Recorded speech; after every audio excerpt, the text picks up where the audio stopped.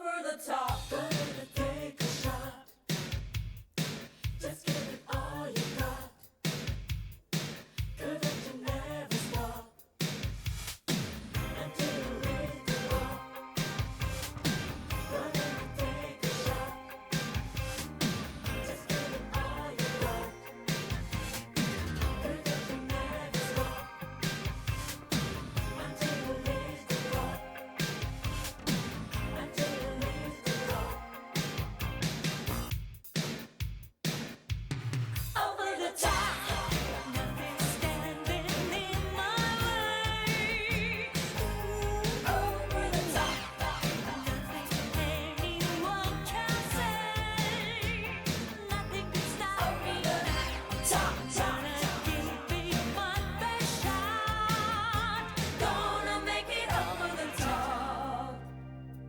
So many people who sit in the light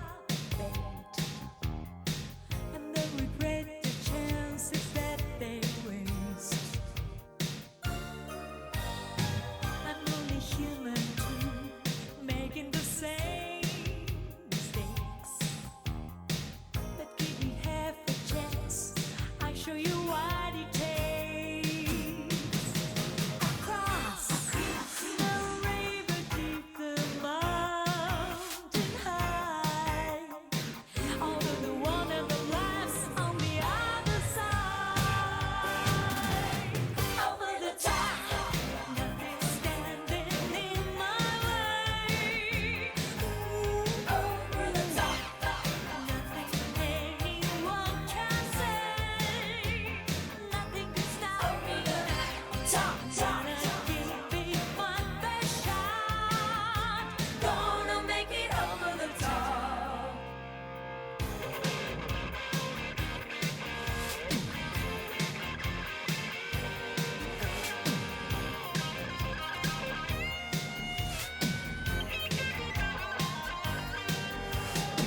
Some lucky people who reach out and touch the sky and never seem to think they reach too far. One of the lucky few, that's who I wanna be. Making my dreams come true, 'cause I believe in me. Success is nothing but a state of mind. I know I never succeed if I never try. Over the top. Nothing standing in my way. Over the top. Nothing anyone can say.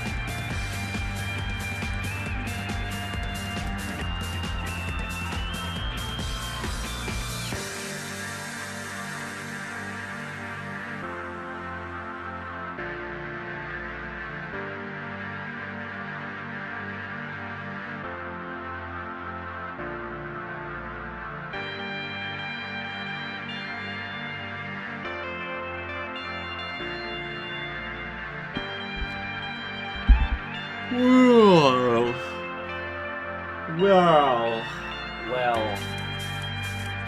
I guess it's time to begin. Another Patreon stream. Number 71. 71. Alright. Alright. Let's see. I need tape. I'm sure music might be a tad too loud, probably. I need tape. I'm gonna get some tape.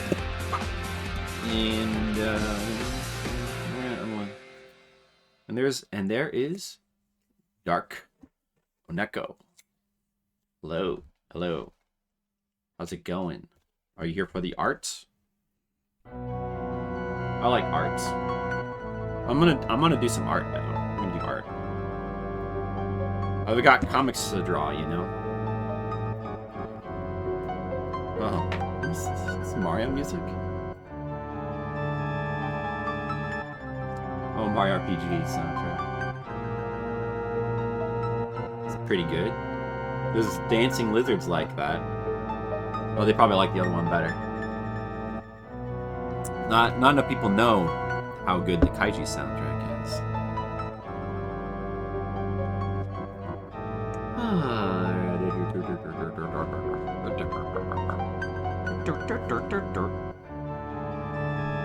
Let me just check my sound levels again.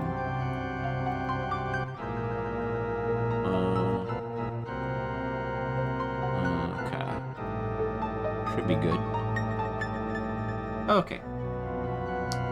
Or was that? Alright. Yeah, I'm gonna start drawing lines now.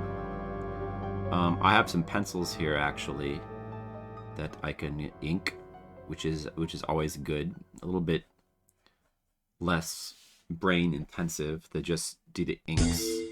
Not to think about what I'm drawing as much. Just kind of go along, just trace. Just be a tracer.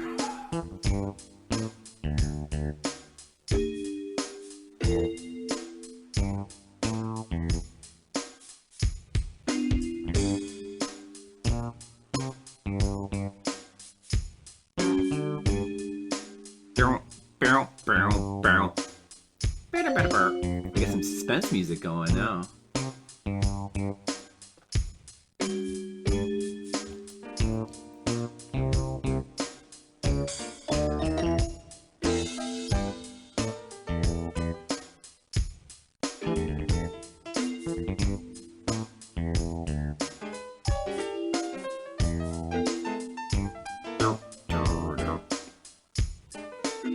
Alright. Oh, Monocule, hello. Welcome. How are you this evening? We're just getting going. Just getting started. This is good art music. Bam, bam, bam. Bam, bam, bam. Bam, bam, bam. Hey, Monocule, hello. Welcome to maybe the last stream of the week. Could be that got a convention. It's been a little while. But they actually have a convention this week, and then possibly the next week too. But I don't know if I got into either of them yet. So it remains to be seen. And then after that, we have another month off. So it's not too bad. Gotta work sometimes. Yes, it is good to be welcomed. So you got a long day. You gotta go to work, and you gotta make the money, right? You gotta bring home the bread. You gotta make the money. You gotta come home and relax after a hard day's work by your stove. You still using that stove?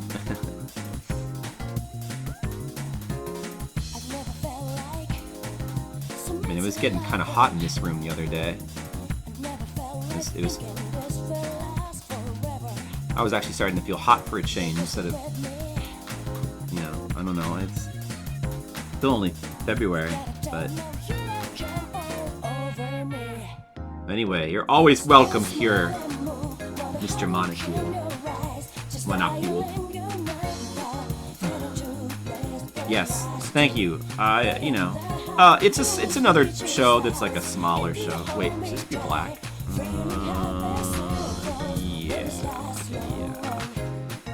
Yeah. And also, this is a little bit filtered wrong. Okay, I guess that's fine. Or no, it should be white. Okay, I want to get mixed up with what's black and white.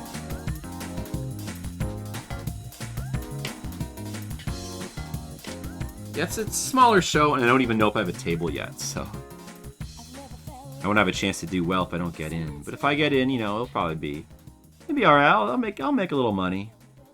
It'll be fine. It won't be anything amazing, but you gotta make money when you can.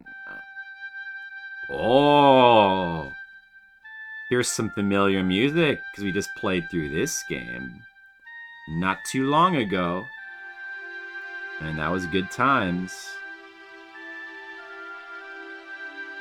Remember this? Remember this track? This title track?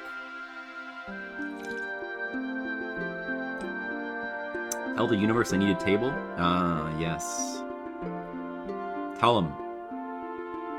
And hopefully they listen. I had not very much trouble getting in last year, so hopefully this year will be a repeat of last year. And it's like, it's a decent show. It is a smaller show, but it's pretty decent for its size, so expect to do okay. I'm gonna have a new volume over last year. You always gotta go out there and make the money. Always gotta go out and make the money. You know? Gotta go to work, gotta make the money. That's how the man gets you. Hey, Skittles, welcome. Welcome, our buddy Skittles. You are welcomed. Just like I welcomed Monocule. He said it was good to be welcomed. Presumably, it's good to welcome Skittles as well. And he welcomes us with his old man, his 8-bit old man, which is very welcoming. It's good to see that crotchety old 8-bit cleric just wiggling his mustache. Very comforting. Skittles, you recognize this music? It's from a video game that we played not too long ago. Anybody recognize? First person to recognize it gets a shout out. Yeah. No idea? Oh yeah, I forgot. You are Skittle, the musicless man. So you might not know. I mean, we did play it pretty recently though, so I might have recognized it. Does kind of stand out. Tomb something. Yeah, see, Monocule knew. Tomb something is the correct answer. That is it is indeed called Tomb, and then something after Tomb. That is the correct answer. And Monocule, you don't win a shout out, but you do win props. You only had half the answer, so you win props. I'd like to give props to Monocule. Everyone give Monocule props. You got it. Oh man, this track is so good though. Dude, like the harp sound there. This is such a cool title track, man. It's so cool. Not to get off on the, immediately on the start of just talking about the game music. That's all we ever talk about here. Skittles must get so bored with that. Starring Lorna Craft. Yes, Lorna Craft. That's a good name, actually.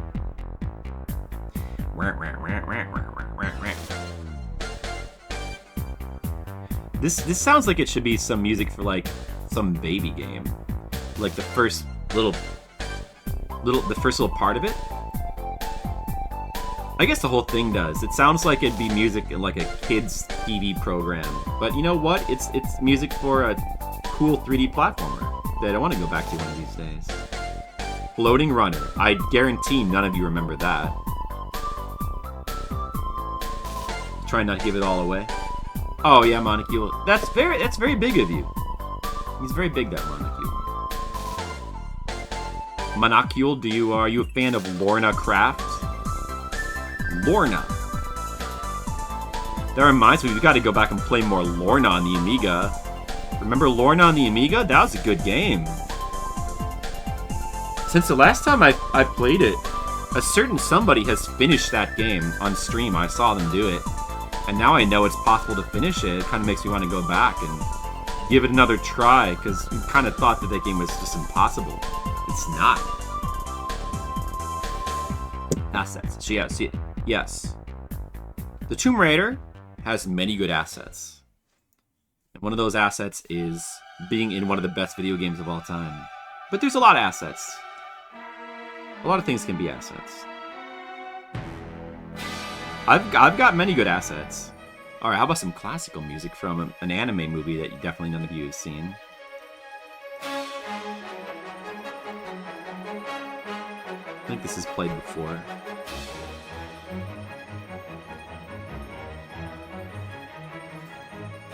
There's about 5% music from animes on this playlist. It's a little bit here and there.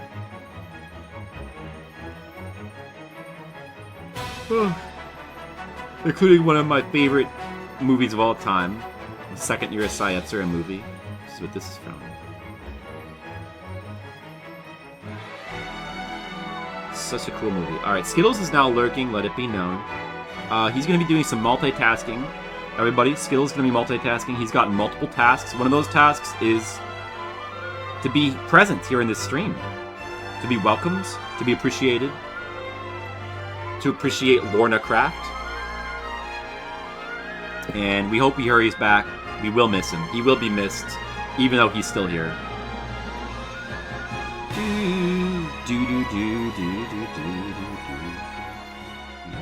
Right now it's just Monocule and I don't know if Darko Neko is still here.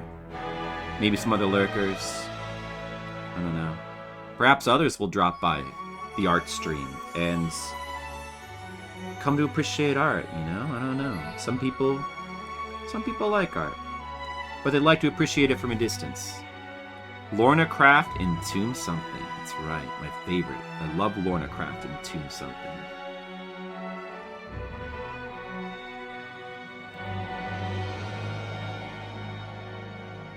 Anyway, I gotta draw art here. Look, yeah, look at this art that's gotta get drawn. So I gotta draw eyes, faces, hair, all this stuff. So much junk to draw. Always drawing something. The anime comics. Hey, dude, more harp music. Maybe we've got a harp theme going right now. You know what? I felt better today. I just want to say, for the record, I felt better today.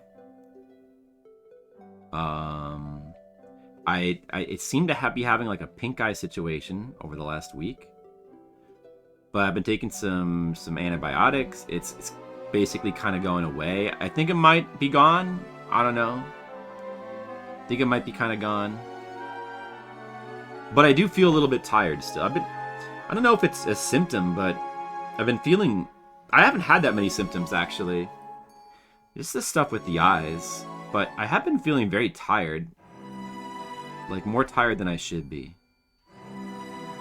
I hope, you know, and this is no offense against you, Monocule, but I hope I don't come down with, like, mono or something. Remember that? Mono? I don't think I ever had mono. It might still be possible for me to get that. I don't know, you know? That's the disease where you just get really tired. I don't want it. I don't want that. Too many video games to play. They get the meds? Over the weekends.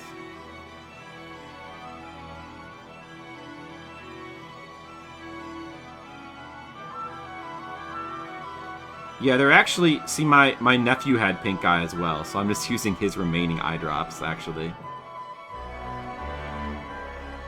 I think they helped, I don't know. Oh, mono? It's appropriate that you would have mono, because you are mono. So yeah, you should have it. You should have had it. You need, you know, you have to have that experience. Henry, hello. Welcome to art. No video games today, just art. Hope you For the art and music. Right now we're listening to symphonic music from anime movie. Do you like symphonic music from anime movie? Oops, sorry, I bumped page. Keep it. Gotta keep it even. Gotta keep it even. So, yeah, I'm feeling better, but I do feel a little bit tired. I'm feeling some tiredness come on. But it could be because I once again didn't get a lot of sleep last night. I gotta get more sleep tonight, because tomorrow I gotta do a little drive over to Plainfield, Indiana. At least I don't have to... At least I don't have to go very far to get to this con. Both these next two cons are very close by. One's in Plainfield, one's in Milwaukee. Do you guys want to come see me at a convention in either Plainfield, Indiana, or Milwaukee, Wisconsin? Then you come on down to these conventions. Anime Crossroads or Anime Milwaukee. I might be there if I get in. If I'm not, then I won't see ya. But I'll get in, don't worry. I'm very persistent. You like symphonic metal if it works. Doesn't work because I have 0 of that on my playlist. So unfortunately, I don't think that's going to work.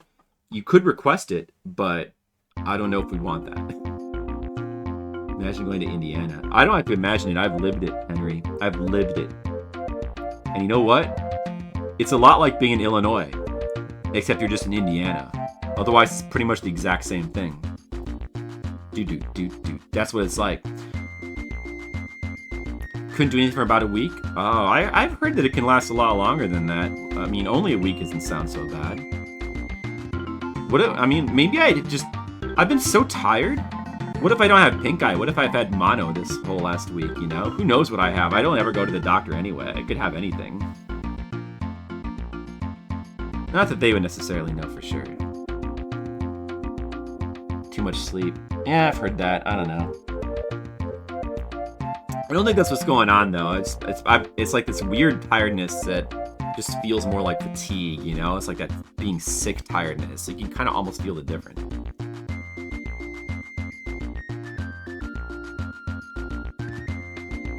I think right now I might be feeling normal tiredness. Like from actually just not getting enough sleep rather than sick tiredness. It feels like a different tiredness. I was feeling a lot better. For most of today though, I was like feeling fine. I had energy. Like I was full of energy. Sounds like a myth. Does it really, Henry? The myth of Indiana? The mythical place.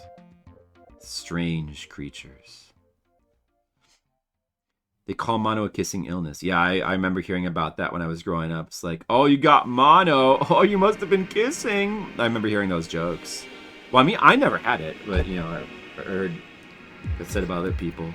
Oh, here we go. Music from SMT game. That is good. That's good. Let's listen to it. Atmosphere. You had COVID? I have had COVID. I think have I had it once or twice? I think I've had it twice, if I recall. Well, the first time I had it was the more memorable time. As it probably is for everybody. And that was, everybody here heard about it. That was a couple years ago. I think it was right over New Year's. And that was the infamous time where I was cooped up in my room all day, so I was playing, I was just sitting in my room playing video games all day, and I did a couple like all-day streams where I finished like Parasite Eve and Kingsfield all in one day. It was pretty fun. I did a full 100% run of Umihara Kawase. You guys remember that? Those are the infamous COVID streams. I did some COVID streams. They're pretty good. Permanent. Well, I mean, that sounds pretty crazy. I hope that's not the case, but that was a nice time. Do you remember that? That's cool.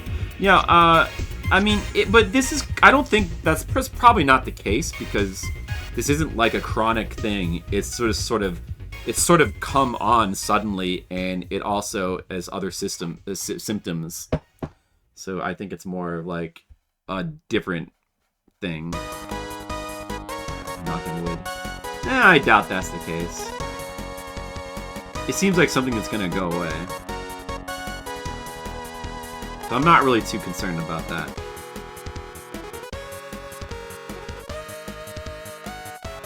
You know, I mean, I'd be more worried about just like getting mono. I feel like I've never gotten mono, so like it could still happen.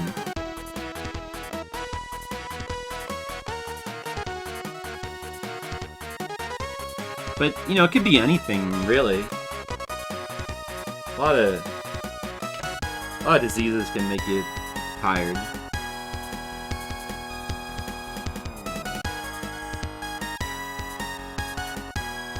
But it did really seem like I had pink eye, though. I really had some strong pink eye symptoms, so this is probably what it was. This is probably from that. Probably from that. I'm fine. I'm fine. I'm fine. Everything's gonna be fine.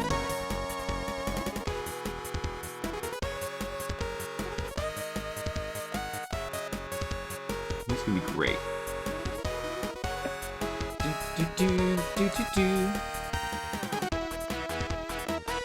Lava pits. Maggio. Those were good streams. I haven't streamed Kingsfield since then. I still have one. I've played all the Kingsfield games. I've played all 4 of them, of the normal ones. I haven't played the mobile ones, so like those don't really matter. But I've streamed my favorite one twice, Kingsfield 2. Kingsfield 1 America, 2 Japan. It's so annoying, the numbering system in Kingsfield being different overseas, so you have to constantly like clarify which Kingsfield 2 you're talking about. So annoying, because Kingsfield 2 is my favorite. I've also streamed Kingsfield 1, the original one, a long time ago. That was a very early stream, so probably nobody here remembers it. And I streamed Kingsfield 4 a few years ago during one of the horror months.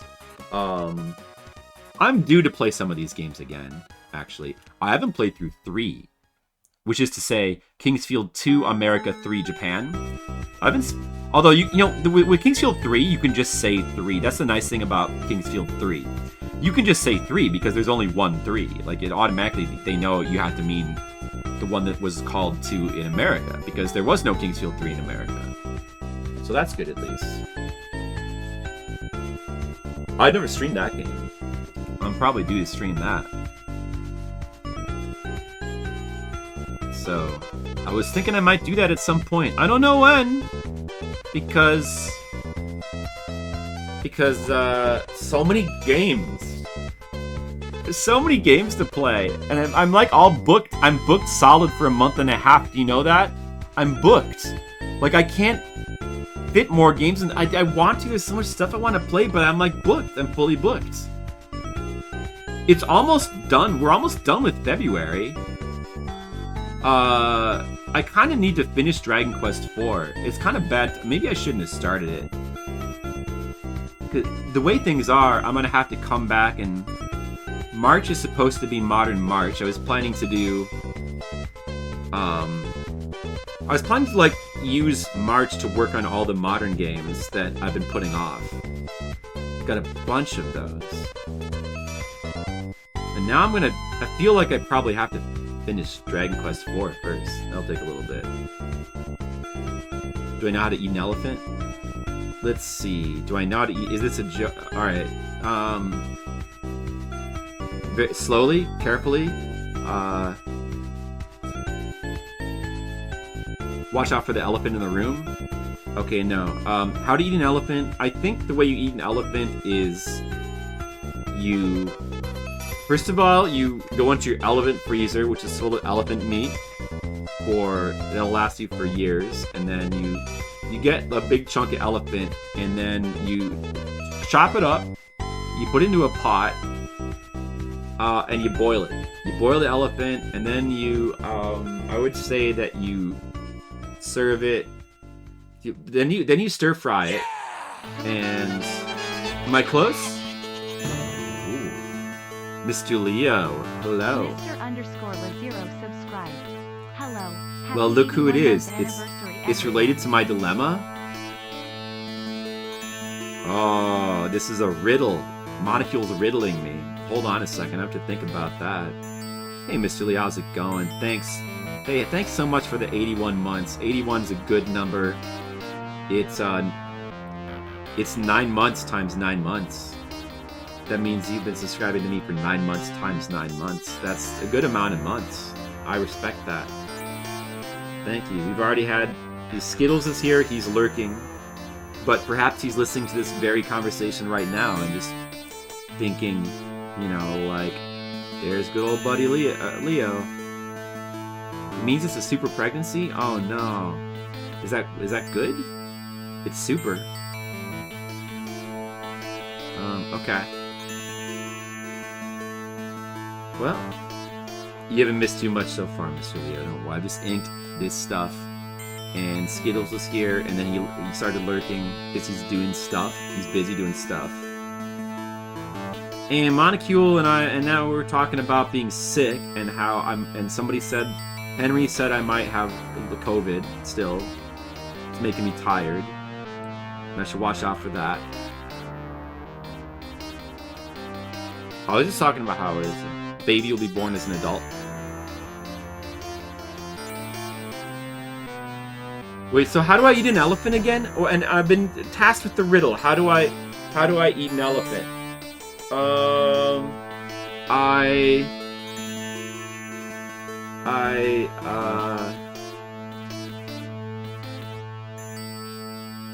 Start with the trunk. Start with the trunk. That sounds like something. One bite at a time. Bum bum bum ba-dum. Bum bum bum. Yeah, is that it? Is that the answer? Oh man, it's so simple yet so obvious. Wow. I knew that. Okay, so how you eat an elephant is you start with the trunk one bite at a time. Is that it? Start with the trunk one bite at a time. And that's a lesson for life. Elephant eating music from Zanky Zero. Do any of you guys remember Zanky Zero? Who here remembers Zanky Zero? Some Tomb Raider music was playing before. And Monocule and Skittles knew what it was. Skittles said it was Lorna Croft. She said it was Lorna Craft. Monocule said it was that Tomb game. So they knew. And now who remembers Zanky Zero? Anybody? It does. You know what? It does, because it might be the same composer. I don't know the composer in those games offhand, but Zanky Zero is the dungeon crawler that's by the... Well, it's not the Zero Escape team. It's the Danganronpa team. Oh yeah, that game's cool. It's a dungeon crawler. The more modern dungeon crawler by the Danganronpa team. It's a really cool game. I never hear anybody talking about it. Not enough people have played it. It's a really cool game, I think. It's really interesting. It's crazy mechanics. I don't know if Monocule would have been here. Maybe he forgot. I don't know if anybody else. But that's the dungeon crawler where your party starts out as little kids and they age up into old people. And they die really fast, but every time they die, they regenerate with being strong to whatever killed them. That's such a cool game. It's such a cool concept. It's just, the only thing is that it's kind of long. Like a lot of modern RPGs, like a lot of modern games, really, it's just kind of long. And that did take me a while to play through. It did take me a while to play through Zanky Zero, but it was worth it. It is a pretty good story as well. One at a time. Monocule, you're so wise. Now I get what you're trying to say. Now, thank you for leading me, like, the long way around the pond to finally get to the answer. Thank you, now I get it. It's much more impactful this way. Now it's finally dawned upon me. That's right, one game at a time. Hey, that's what I'm doing, though. That's what I'm doing. So we gotta finish Dragon Quest IV. And then I got a whole trove of modern games you gotta play. Too many games is better than too few. That's right, Mr. Leo. You know, they call that one of those good problems. That's good problems to have. Hey, anybody know what game this is from? You probably don't. But, you know, I think Skittles has played this. I think Monocule... Did Monocule buy this game for me? Yeah, oh yeah, he probably will know, because... Was it? Yeah, I think this is the game that... Or one of the games... Well, I don't remember if you bought more than one. I think that Monocule might have bought this, or was it... Well, I'm like 60% sure that's the case. It's hard to remember things.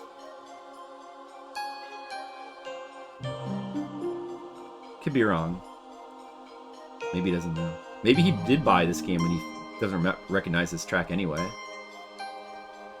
It's leap year this year. One extra day for Fliptendo. Wow. Well, you know, with Fliptendo, what we're gonna probably do is I'm gonna have to finish Dragon Quest IV now that I've started it.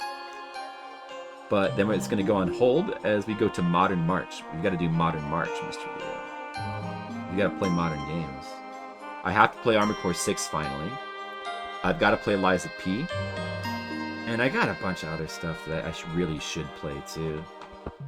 Oh, he knows! Alundra, yes. Were you the one that bought that from me? I thought you were.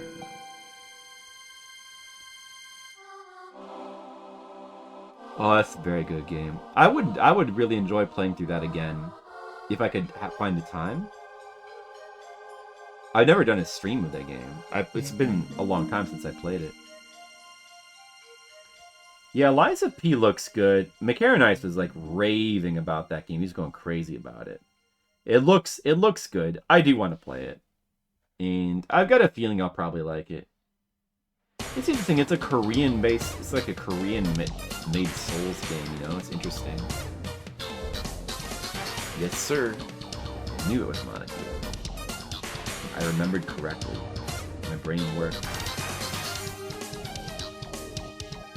Oh, so, you know, I don't know. Yeah, let's see. I've got a whole pile of, like, modern stuff. Well, there's a whole... The list is in the plan sheet as well.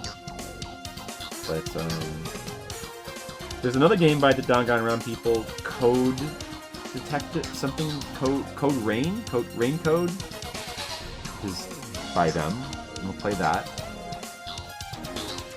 I want to try out the new Mario game at some point. I want to play through the new Mario game. There's Octopath Traveler 2. There's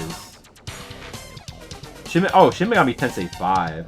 The game that I've put off for years now. I been saying for years I want to play that, and it kept getting put off. I think. Remember back when I was playing Elden Ring? Like, back when I first started playing Elden Ring, I was planning to play Shin Megami Tensei, and then all of a sudden, we realized, oh, Elden Ring is coming out, and I absolutely have to play that immediately. So then Shin Megami Tensei 5 got put in the back burner for that game. Maybe we'll finally get around to playing it. Wouldn't that be amazing? Yeah, Fliptendo February. Well, February was...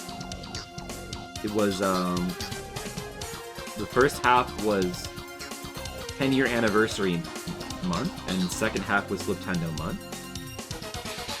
March is going to be Modern March. April, May, MSX May. I don't know. There's so many things we could do. Probably. I mean, I'll tell you honestly. I'll tell you the truth, Miss Celia. It's not going to be another theme. I'm not going to just do one system for a month. Definitely not that, because after all these themed months, I've got too large of a list of games in my head that I want to play from just various systems. I still want to play Persona 1, but I think we've got to commit to waiting for that dude to finish his translation. We don't know when that's going to be. We've got other RPGs we want to play, though. Skyrim September. Oh, man. How did you know? How did you know what I was planning, Mr. Leo? That's right. I just can't wait to do a full playthrough of Skyrim. Dude, one of the friends of the stream, Grom, he's apparently playing Skyrim for the first time. So go watch it, maybe. That's okay. Oh, dude. How about some Daytona music? This song from Daytona is one of the ones you don't hear as much. You always hear, like, you know, Rolling Start. But this one's really good, too. To fly so Sky high. Let's go to something. Oh, let's go together. Oh, yeah, that's probably not gonna happen, Mr. Leo. Sorry about that. But I could see myself playing more Elden Ring. Well, Elden Ring also. Elder Scrolls games. This is probably not Skyrim. I could see that happening. That's probably not going to happen anytime too soon. I do have Western RPGs in my... Well, I've got a bunch of, like, classic Western games. I guess you could, like, American-developed games I want to play. Computer games. They're on the list. But one of them is a classic, you know, computer RPG that a lot of people like. Diablo 1. I might do a replay of Diablo 1. I haven't played it in a really long time. I kind of really want to replay Diablo 1. You know, I think that could be fun. I'm probably going to do that. I also kind of want to replay some... Let's see. Some classic FPS games. I might do a replay of Wolfenstein. Doom and Doom 2 again. Played a little bit of Doom on stream, but I haven't done a playthrough of the story mode. Quake, maybe Duke Nukem, I don't know. There's all these like classic FPS games that I've played for so long. It'd be fun to play them again, you know? So many things that we could play. I've got a lot more Amiga games I want to get to. There's just so many games. There's so many cool games. I want to fly sky high and I want to play all the games. I go together. Amiga April. That would be fun, but I don't know if I want to lock myself into Amiga for a whole month. Although, it would be pretty fun. I don't know. We'll probably just continue to do like one game here, one game there.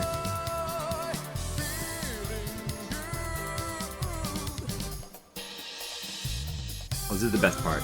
Blue, blue sky. I see blue, blue sky. Blue, blue skies. I see blue, blue sky. Blue, blue skies. I see blue. Barrel. I wanna. Oh, that's the good stuff, Mr. Leo, right there. That's good stuff. That song is good. I haven't made up my mind. I haven't decided what I'm going to play after Modern March. There's a billion games on the sheet, you know, and I don't know. You have to just kind of play it by ear. I think we might bounce back and forth. We might just do a variety of stuff. I'm going to look through the list again, and I'm going to pick out some stuff that I've really been wanting to play.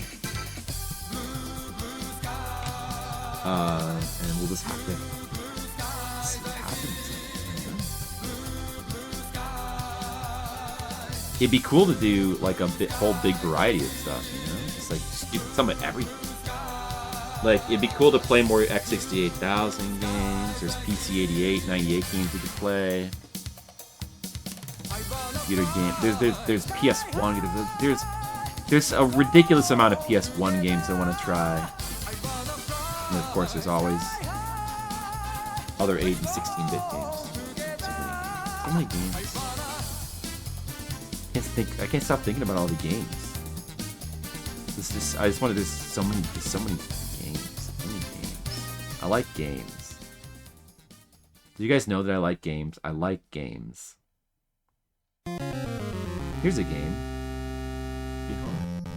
Oh yeah, that Linda 3. I gotta take a look at that. Yeah, I haven't even seen that yet. I've heard people talking about that. It could be. It sounds interesting. Very strange. That could be good? Very strange is good. Just as long as it's not Life is Strange. Boom, boom, boom, boom, boom, boom. Oh man, it was really fun to replay through Sweet Home. That game was even more fun than I remembered. Oh, it's really fun to play through. Alright, I finished some panels here. Sorry for the shaky camera there. I wiggled my knee against the desk. Alright. Panels finished. Wait a second. Oh, this hand is supposed to be gloved. Oh, I forgot. It's supposed to be gloved. I'm going to have to fix this a little bit on Photoshop.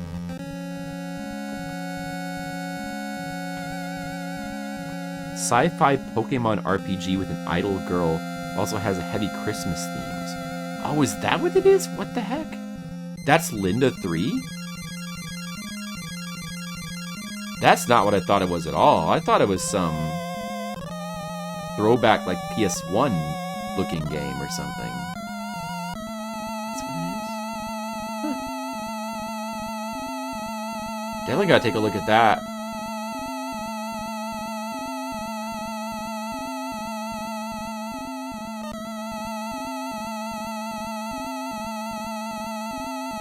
It is on PS1? Oh, originally a TG16 CD game. Wait, I'm so confused? Well, how is it on PS1 then? Is it a port? So it's like a lost game that somebody or is it just like a game that like somebody did a translation of for the first time? It was re-released on PS1 originally, right? Like back in the day in Japan, and did it just get a translation, or like what's the deal with it? I thought it was something new. Okay, I had the impression it was like some kind of new game. Let's move the panels. Let's move the page. Boom, boom, boom, boom, boom, boom. What are you guys gonna be playing next? You guys, Mr. Leo and Monocule, you guys got anything you guys are gonna play? I think you might have talked about it last night, but I don't remember. Oh, I do remember you saying that you just finished Metal Gear Solid 5. Yeah. Dragon Dogma. Yeah, that's another game that I really want to... I need to go back and do a playthrough of Dragon's Dogma, because Dragon's Dogma 2 is coming out. I'm pretty interested in that. Well, I need to go back and finish my playthrough of Dragon's Dogma 1.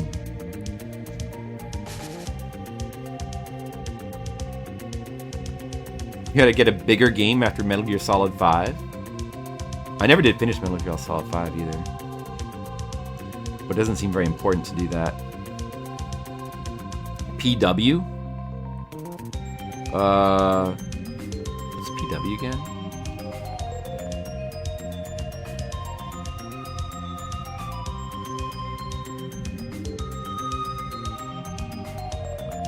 You finished Wonder, but I have a bedroom. Oh, Peace Walker. Yeah, I've never tried Peace Walker. I probably should try it, but it just doesn't seem super high priority. I've heard people say that it's like really good, but I'm not going to be able to get anything out of the online stuff, you know, anymore. The callbacks to Peace Walker. Yeah, I've heard that. PS3 version. I mean, I just have too much other stuff to play. I don't know. What I'd probably rather do is I've never really streamed any of the Metal... Aside from 5, I haven't streamed, which I did a long time ago. I haven't streamed any of the Metal Gear Solids. I'd rather just like go back and replay them so I could stream them and re-experience them as well. I want to re-experience them.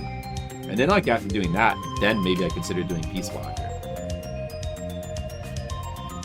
And I have to play the MSX originals as well.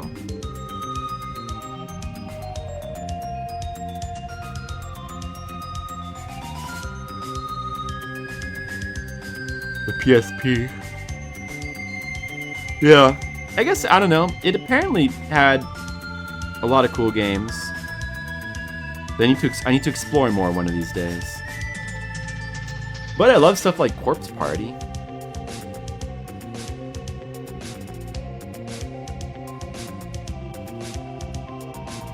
Okami Wii version. I have Okami on something. Was it Wii? I don't recall. But would I be able to? Yeah, I do need to play Okami. We'll have to figure out what version I should play though, because I probably would have to emulate it. So I don't know how easy that is to do the Wii version.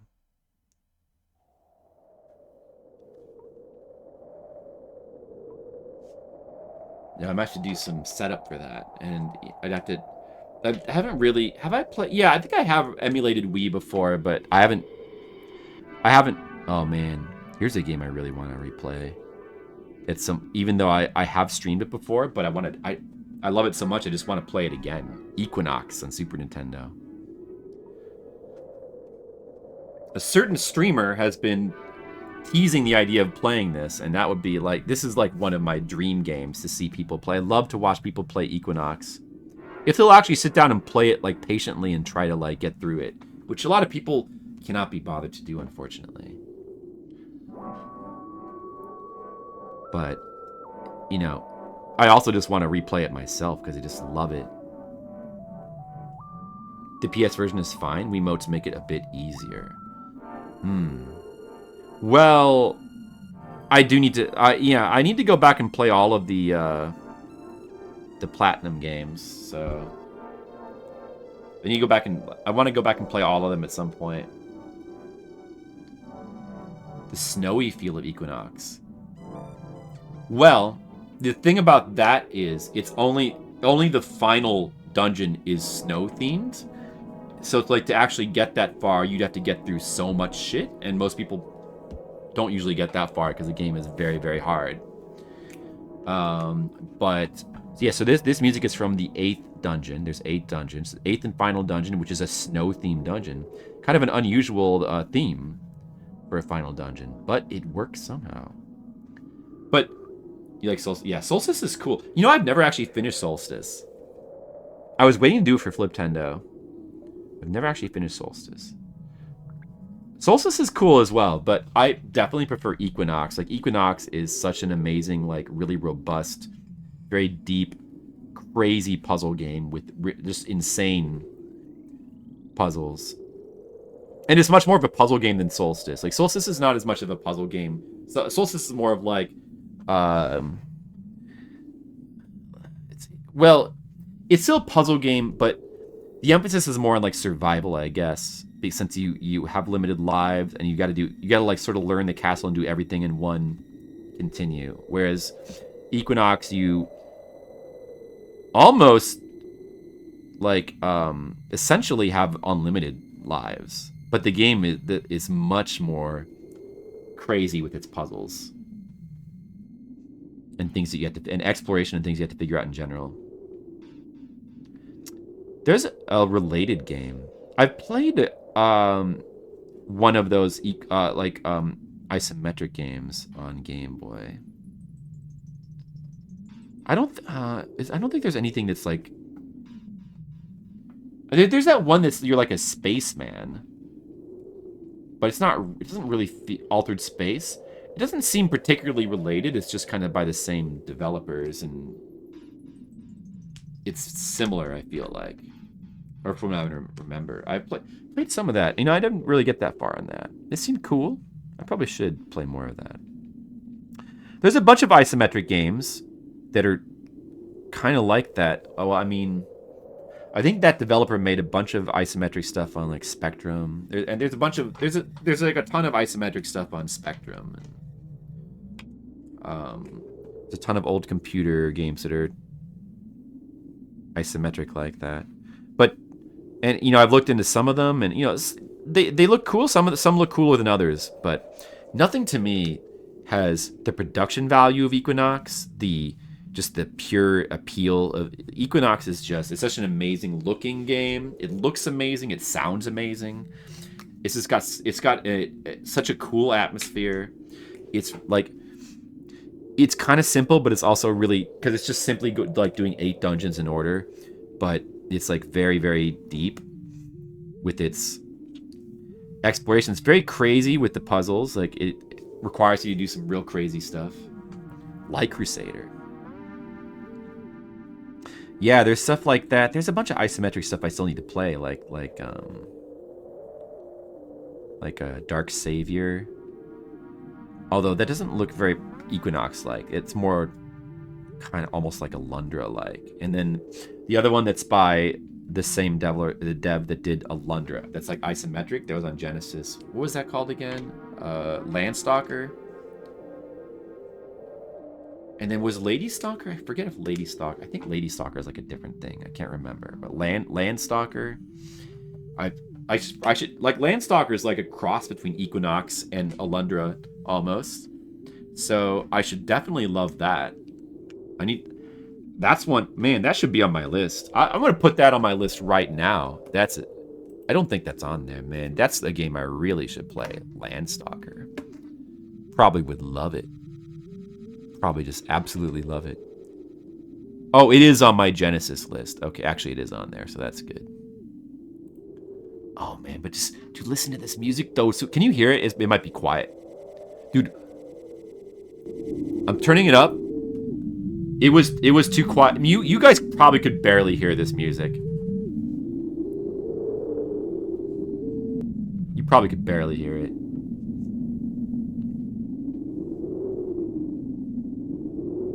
I've got to turn the volume like up to max for this, and then remember to turn it back down by the next song so that Monocule's poor ears don't explode. Monocule, I'm sorry in advance for your ears exploding. Vocab, how are you doing today? Good to see you. Welcome for the arts. Cozy. Yeah, I guess so. Well, this music, I can kind of see that. I mean, it's very, I would describe it as very atmospheric, but to me, it is cozy, though. It is cozy in a way. Like, it's just so, I just love it so much. I just love the feeling of being an Equinox. All right, well now, I should probably turn the music back down. Oh, but this track is really atmospheric as well. But this is from Final Fantasy XI.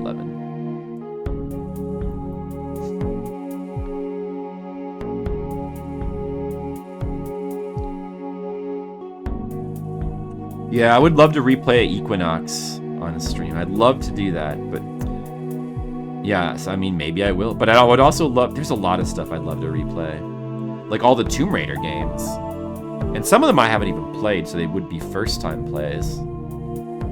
Dark Savior, how ridiculous it sounds.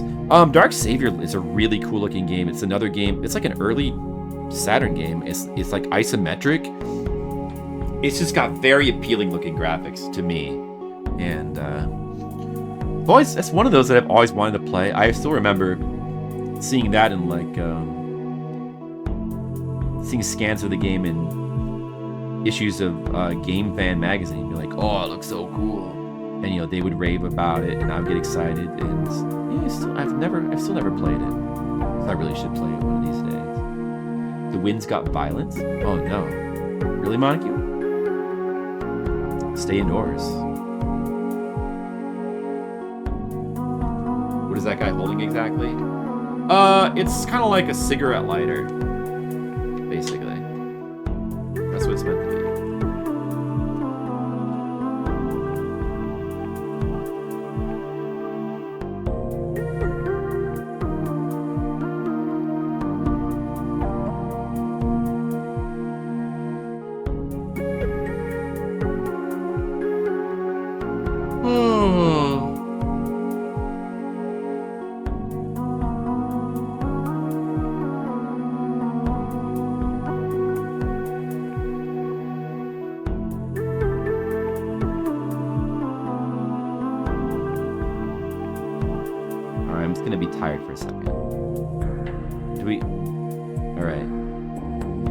I got excited there for a second, talking about all those video games. We can't talk about video games forever, can we? We should talk about different things once in a while. I saw some movies. Recently. I saw a couple movies here and there. I have been watching stuff. I've been going back to watching anime some more, and I watched some movies. I recently watched. Finally, I've been putting it off. I started to. Hold on a second. I started to go on like a kick where I was watching all the Stallone movies. I watched all the Rambos, and I watched some of the Rockies, and watched Over the Top. But then I started doing other stuff, and I let that get away from me. So I went back, and I'm back now. Oh yeah, I'm watching Dungeon Meshi as well. I'm caught up with that now. I'm caught up with the first 8 episodes, which is all that was out when I last checked. But I'll get to that in a sec. Yeah, so I'm finally getting back into like my Stallone movie watching or rewatching, like full. I might watch Stopper when my mom will shoot. I kind of want to watch that because I don't think I've ever seen it. I was curious about it. But I watched Cobra as well. I forgot. So Cobra, Over the Top, which I hadn't seen Cobra in a long time. I don't think I'd ever seen Over the Top. I had seen the first 4 Rocky movies. You know what I haven't seen ever?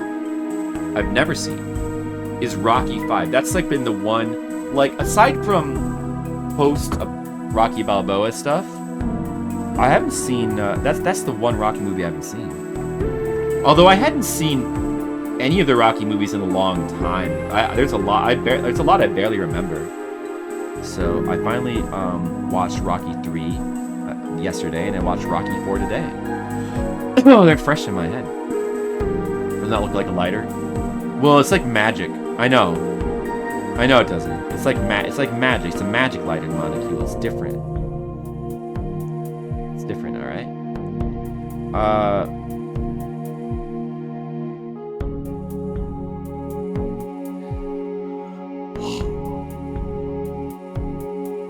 So, anyway, what was I gonna say? Rocky 3 and 4 are good.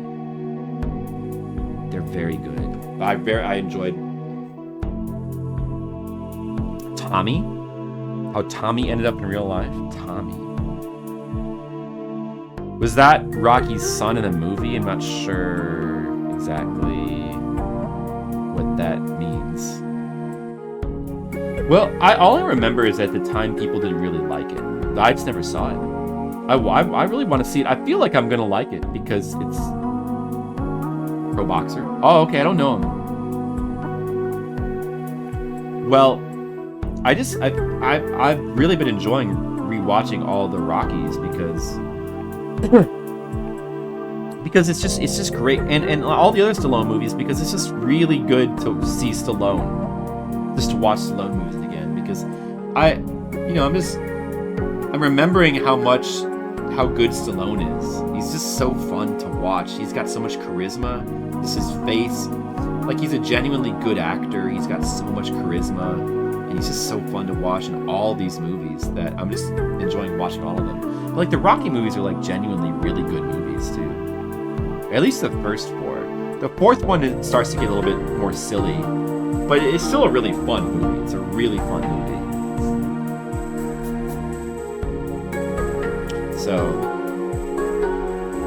I'm pretty curious. I'm actually kind of excited, and I'm pretty curious to see how I feel about Rocky 5 when I get to it. Demolition Man, I should rewatch that too. Well, I've seen that, but I haven't seen that since it was new, so it's been a long time.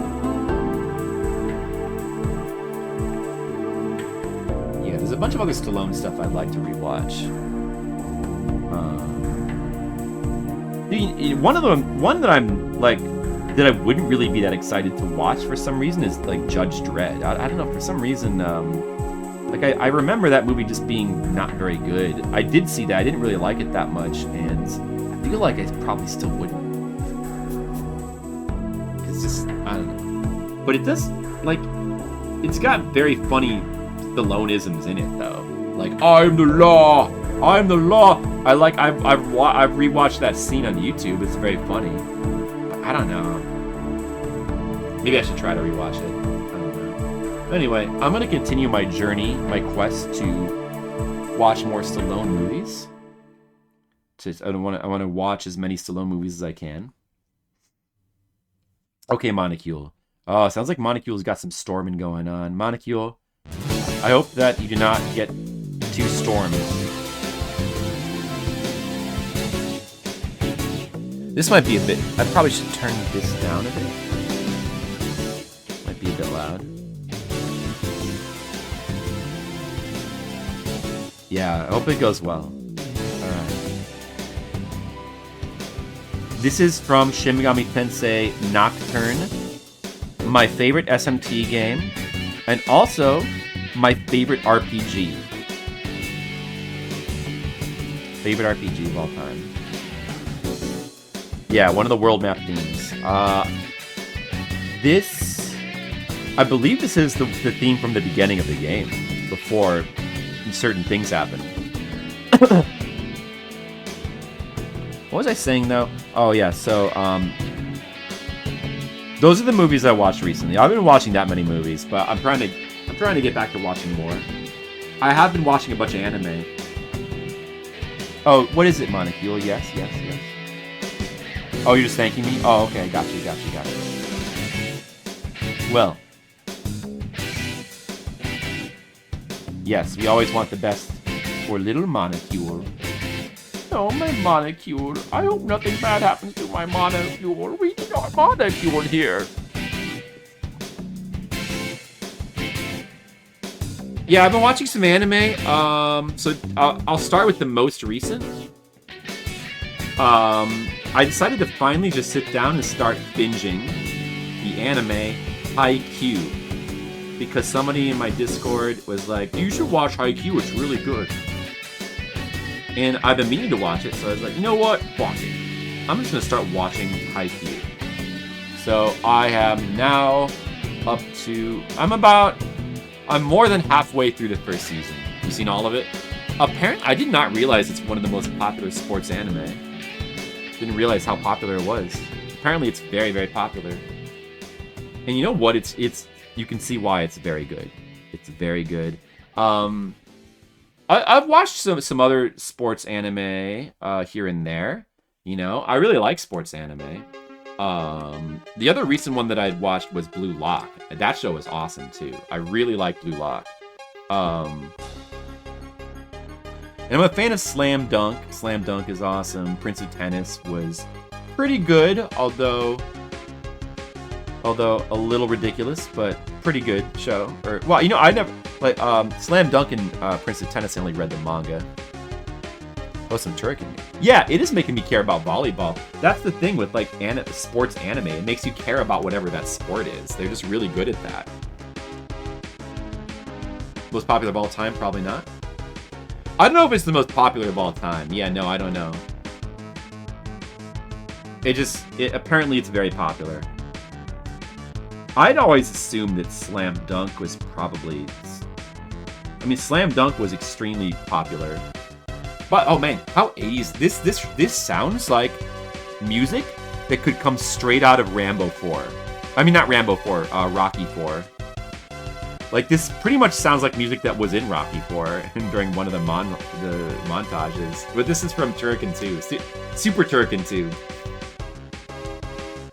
Slam Dunk. Yeah, Slam Dunk I had always understood to be like one of the most popular of all time. Because it was... Yeah, oh yeah, Joe. Ashita no Joe. Tomorrow's Joe. Yeah. That's another one that's very, very popular. Well, anyway, I mean, it doesn't matter which one's the most popular, but those are... Haikyuu is apparently very popular, too. I didn't realize how popular it was. But anyway, it's very good. Doesn't get too crazy with the abilities. Yeah, yeah, you know, a lot of sports anime or sports manga, they start out trying to, like, eschew close to reality. The moves that big players... They always they start out with, like it's all kind of based in reality. You know, but then because of power creep, because the opponents need to keep getting more and more powerful, and the main characters need to get more and more powerful, it's very easy for them to slip into like learning, just learning basically this is magic. You know, Slam Dunk didn't fall into that trap. Like Slam Dunk stayed fairly grounded throughout the whole thing, but yet it's still like extremely entertaining and dramatic. Like Slam Dunk is amazing. It is one of the best for a reason. Let me just try to... I was trying to remember all the sports anime or manga that I've watched or read. I probably read more manga than I have seen more the anime. So I've read Slam Dunk. My favorites are Slam Dunk. Like Prince of Tennis is pretty entertaining, but it's a little too silly. So I wouldn't... I wouldn't say that was one of my favorites, but it's pretty entertaining. Ice Shield 21 was amazing. I thought that manga was amazing, and the anime is probably. Oh, you just mentioned it. There you go. I was about to. Yeah, I have not seen the. I want to watch the anime for that at some point because I never watched the anime for it. I bet it's good, but I just read the manga. I mean, the manga is amazing. It's by the One Punch Man dude too, Murata, I believe. I have not. Hajime no Ippo and Tomorrow's Joe. Those are ones that I've been meaning to watch at some point, or read or watch. You know, I don't know. See, with the long-running ones like that, it's just easier to read the manga, and I'm a manga artist anyway, so it makes sense for me. But sometimes the animes are so well done. It's like you want to check out the animes too. From what I've seen, it seems like slam dunk. Hey, Legionary Shark. Sorry, I didn't see you come in there. God, Legionary Shark is lurking. We want to acknowledge Legionary Shark. I can't find the right placement for this. Like this. Guess we can. Oh, the camera's a little bit crooked. Wait a second.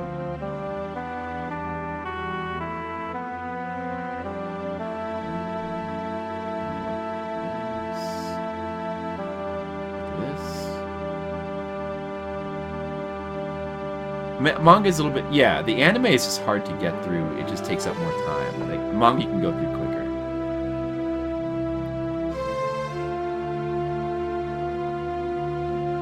But, what else do I like? Blue Lock is really good. I've only seen the anime for Blue Lock. The music is so good by the Trigun guy. Of which one? Yeah, see, a lot of these shows do have really awesome music. Slam Dunk seems to have like amazing music. Like 80s anime is really good for that. I bet all the classic shows have amazing music. Blue Lock has got pretty good music, and so like Haikyuu, the music is like it's all right. Actually, the music is not the strong point for me, but it does have really good characters, and it's very well. It's got very good storytelling, I guess. Blue Lock, it's called Blue Lock. It's the soccer. Yeah, it's soccer, but it's got a little element of Death Note, like a slight element of Death Note in it. Just like this sort of weird competition thing. Okay, what else is good? Oh, you know one that a lot of people don't know that I really like because they're not like playing soccer to the death, but they just got this sort of like they're in this facility with like this dude who's like making them go through like all these like sort of weird games to like try to find the best soccer player. So it's just got this little element of this sort of weird like Squid Games kind of thing, except without the death. Except so like the punishment in Blue Lock is they're trying to just find the best. Like the whole point is to find the best soccer player to represent Japan, and if you lose, then you're out of the facility, and your dream of becoming the best soccer player to represent Japan is over.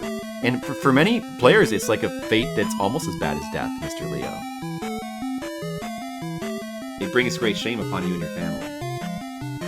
They really care about soccer a lot. What else? Oh, I was gonna say one that I think a lot of people haven't seen maybe, but I read it because I read the manga and I watched the anime, but the anime only covers like about the first third of the manga. It's One Outs, the baseball manga One Outs. Like I got pretty into like that. That's by the guy who does Liar Game. That's one of this like psychological game type manga because I've read a bunch of those. You know, it's like it's more akin to like Kaiji than. Well, Kaiji sort of straddles the middle. Like Kaiji, sometimes they're playing to the death, but sometimes they're just playing for money, and it's so much money that it feels like you're. That you know.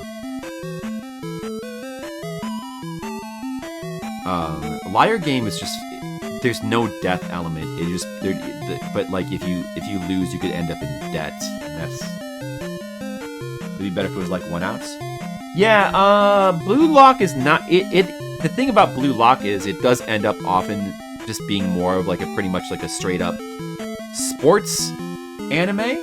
Like the first half of it is almost just like a straightforward team based, but then like they have to turn against each other, and I don't know, there's some interesting stuff. But it's not really like one ounce is like very very heavy. So 1 ounce is basically baseball, but the main character is like a con man. He's like a con man who's like a really good a really good pitcher, and he uses psychology to help this underdog team basically rise up and win. And it's very, very... It does have a lot of the same kind of stuff going on as like Liar Game, like a lot of psychology type, psychological battles and tricks, a lot of tricks. And it's pretty awesome. I really like that. The anime is pretty good adaptation, except that the theme song is terrible. Did you keep going with Jujutsu Kaisen? No, I haven't got back to that yet, Mr. Leah. I need to... No, I haven't got... It's still, like, I have it on my little backlog. I'm planning to go back to it. But I guess I'll probably finish watching Haikyuu first. I finished the first season of it, though. Of Jujutsu Kaisen. I finished the season of it. Dude, 1 ounce is really cool. 1 ounce is very interesting. That's one that I'd recommend to anybody to check out. Yeah, so I've been watching Haikyuu. Haikyuu is good. It does make you care about volleyball. Characters are very endearing. It's not my favorite art style, but it kind of grows on you, actually. Pretty cool.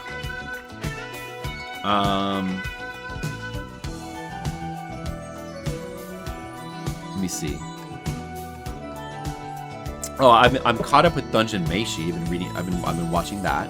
I'm not reading the manga of that. I'm satisfied to just watch the anime of. I don't know. Sometimes I end up like watching the anime. Sometimes I end up reading the manga.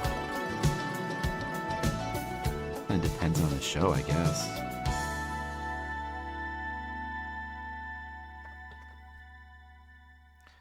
What else? Was there something else? I feel like there was something else that I don't remember.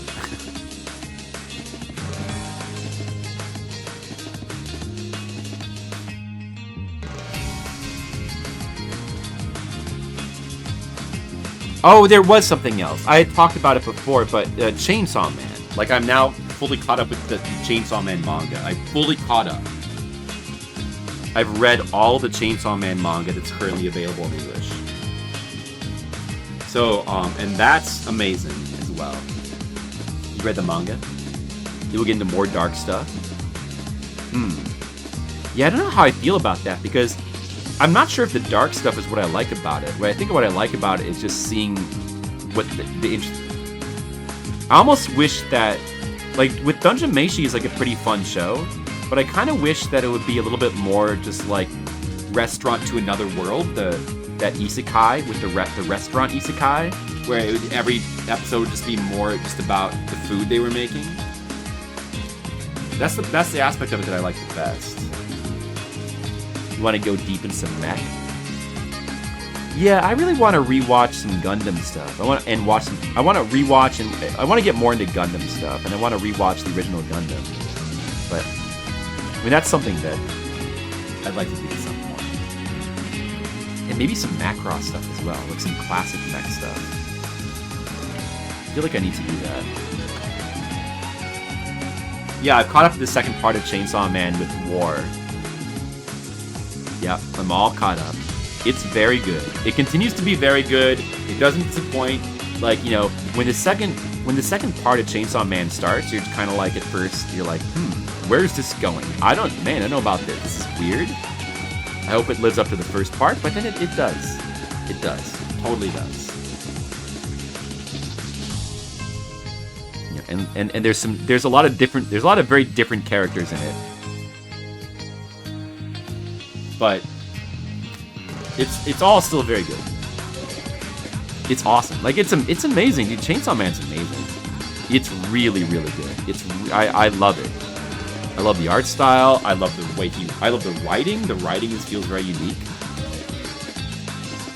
I love the concept of Chainsaw Man. The whole concept with like what devils are is a really, really, really good concept. It's just awesome. I love everything about it. It's just awesome. The only thing I don't love about it is that it can be a little confusing. Sometimes, I mean, some manga are like this once in a while. Like, it can be a little confusing to follow an action scene, but Chainsaw Man can be really confusing at times. But like, it kind of, sometimes it's like on purpose, which is, you're not a big fan of the author. You read his first work that was a complete joke. Fire Punch? Yeah. Well, I know there's Fire Punch and there's Goodbye Eri. I don't know which of those came first. Yeah, so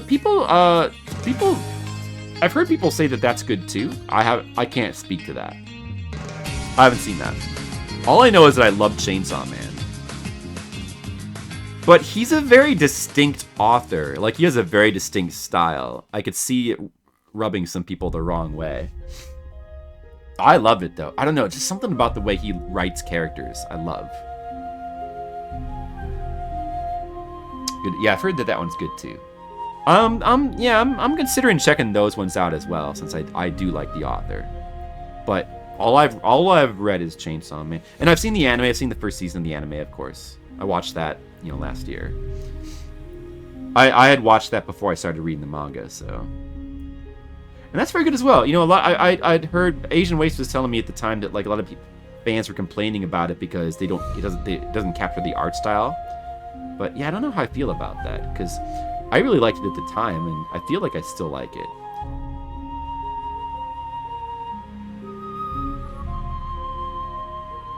It's just like a little bit different. I don't know. Mr. Chronic, how's it going? What's up? Fire Punch and Iron Knight was a good read. Oh, I haven't heard of Iron Knight. Okay. But the enemies are... Yeah, I thought it was well done. I liked it. I mean, there is the stylistic difference with the way that the characters are animated and expressions and stuff is... It definitely is different, but somehow, I don't know. I feel like it works for me, but... I don't know. I kind of want to go back and rewatch it again just to see if I still feel the same way. I think I do. And it helps that it has like it has really cool cinematography and really cool music, and just the presentation of the anime is really neat in a lot of ways. Like, that all helps a lot. Oh, do you guys like Shinobi 3 music? I like Shinobi 3 music. Oh, this is the best song from Shinobi 3. Listen. Do do do do. Do do do do do do do. Do do do do.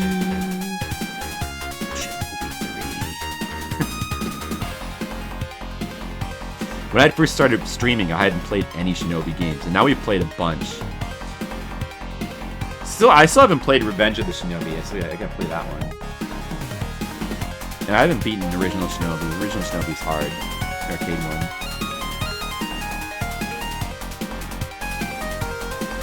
But I love Shinobi games. They're awesome. You guys like Shinobi games? Or should we get back to anime?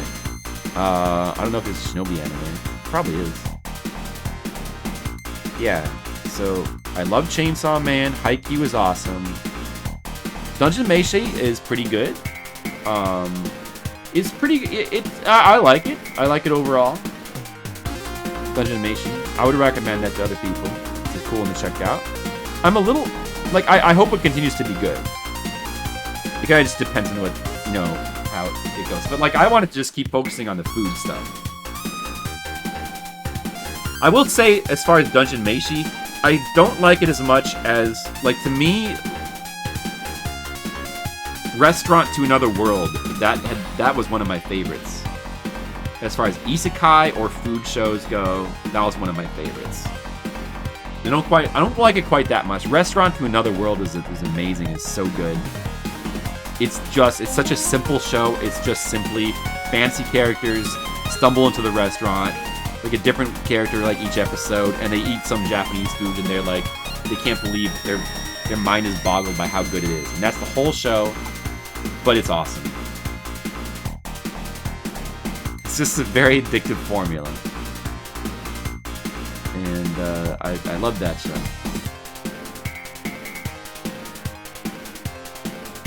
Taiyo Matsumoto? Taiyo Matsumoto. What, I don't know. I don't recognize his name. What did he do? There's a lot of stuff I haven't read. There's a lot of stuff I have, but there's even more stuff I haven't. Oh man, here's another game that we need to stream sometime. Mega Man X4. I've been wanting to do a replay of Mega Man X4 forever. The ping pong manga. Oh no, I haven't.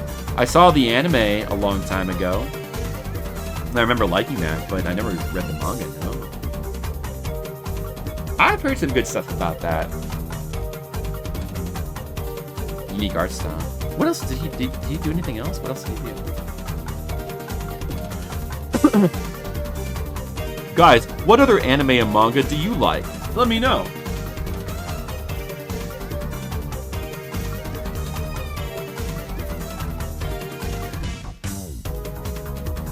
Oh, what other I'm trying to think. I was like trying to go through my head and remember all the sports anime that I'd watched. Anime or manga. Let me just go down the list again. Trying to remember all the sports stuff that I've watched or read. There's Slam Dunk. There's iShield 21. Yeah. If I had to pick a favorite, it might be iShield 21, actually. It's a tough call. Slam Dunk, iShield 21, Now Haikyuu, Blue Lock, One Outs, Prince of Tennis. There's all those. I feel like there's other stuff that I'm not remembering, though. You know, not counting martial arts stuff. Like, that doesn't count.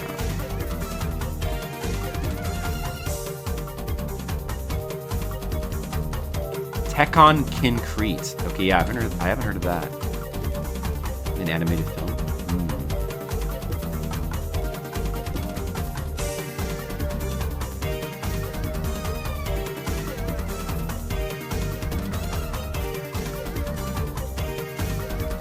Well, there was 1 Pound Gospel, that old Rumiko Takahashi boxing manga, but that almost doesn't count as a sports manga. And it wasn't really even that good, to be honest.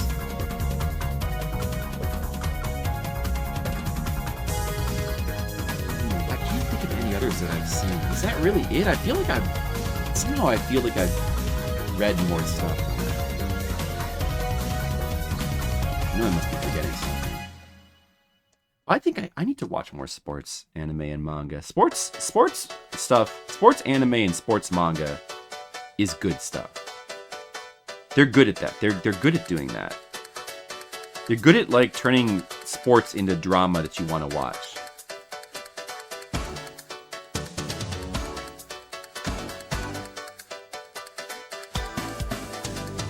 So, you know what I think I need to watch? Which should probably be like on the top of my list, is probably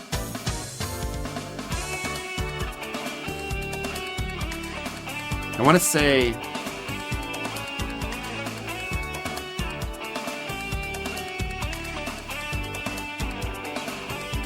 what is not well the boxing one,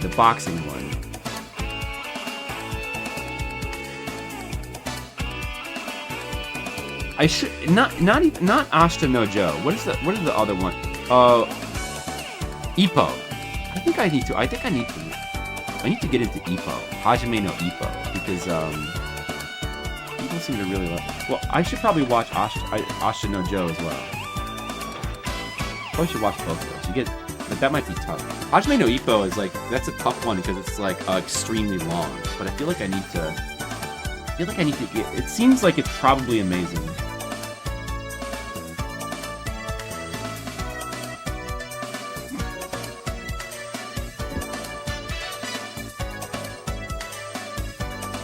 I bet I would love it. I feel like I'd probably love it.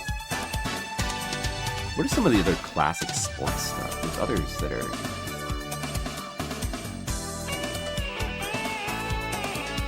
Oh, I just remembered one. I remembered one that I watched. That girl baseball one. Princess Nine, I watched that. That was pretty good. That's pretty good. That's pretty good. That's right. Forgot that I'd seen that. Yeah, I know. It just seems like it's probably great.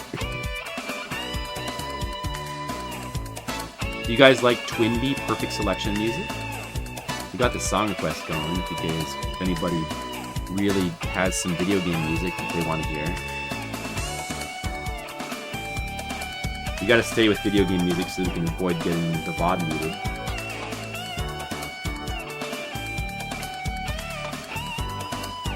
Yeah, I don't know, it just seems good. And it's been around for a really long time, and people seem to love it, and when a story's been around for that long, it's gotta be doing something. It's got cool art style as well. So I need to bite the bullet and get into that. One of these days I will. I'm gonna be sitting here, I'm gonna be telling you guys, dude, I finally read all of Hajime no Ippo. It's awesome. That's gonna happen someday in the future. Someday, guys. Keep coming back here. One day you'll get to hear that. The first part. Well, I should check out the anime as well. But like with something like that, it's just easier to read the manga. It's so long. First part. Watch the first part. I mean, I might check that out. I also kind of really want to watch the Slam Dunk anime because I've only read the manga, but I have this. From what I've seen of the anime, it just seems like it's produced in a way that I would really, really love. Like the music, the style, the music, like everything about it just seems amazing. I really want to watch the anime of that, even though I have read all the manga. I kind of want to do the same thing with iShield 21 as well. I don't know. Madhouse at its best. Yeah, it sounds good. What are some other classic, like just like really good classic sports anime or sports manga that I'm not mentioning and forgetting about? What are they? I mean, for like more recent stuff, there's like Kuroko no Basket. I don't know, what else? I don't know. There's a bunch of stuff, but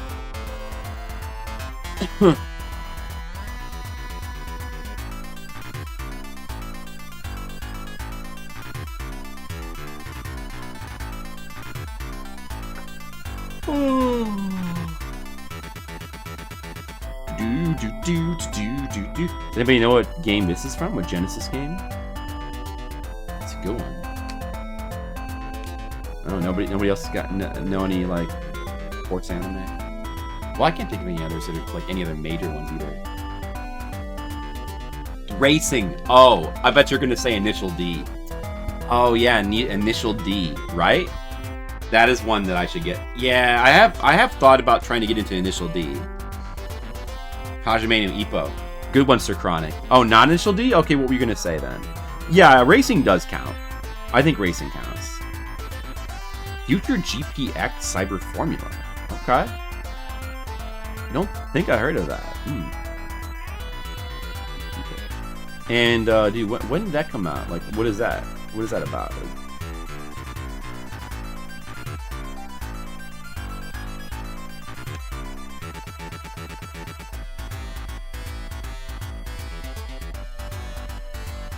'91? Okay. Anyway, this is from Herzog's Y, if you were wondering.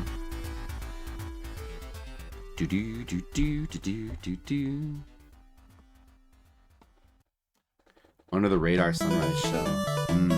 Well, there's probably a ton of sports shows that are under the radar. Well, right now I'm gonna try to finish Haikyuu. And I still do need to catch up with Jujutsu Kaisen. I want to, fully watch that, because that show's, it's very good.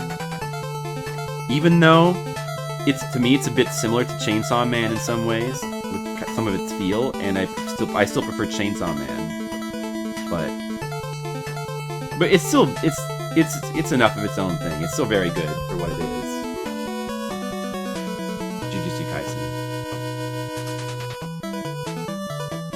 Tsubasa. Oh, that's a thing. Like, I think we all know about Tsubasa mainly because of like the Famicom games. That's the only main way that I would. I know, us here, we would know because of those. But I've never seen any of the anime or the manga for those.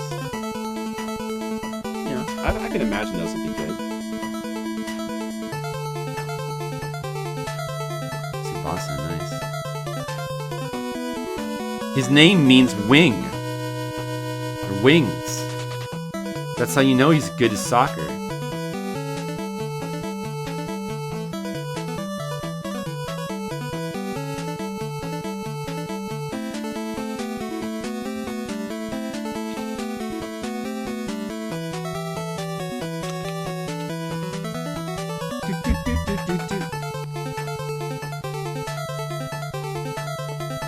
Alright, I think I'm done making this page. Let's see what we have here.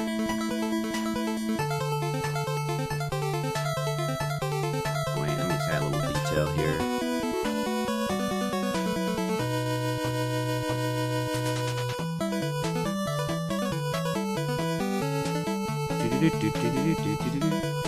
Alright, well, I don't know. I can't think of any other sports anime. I guess we're winding down on sports anime or anime talk.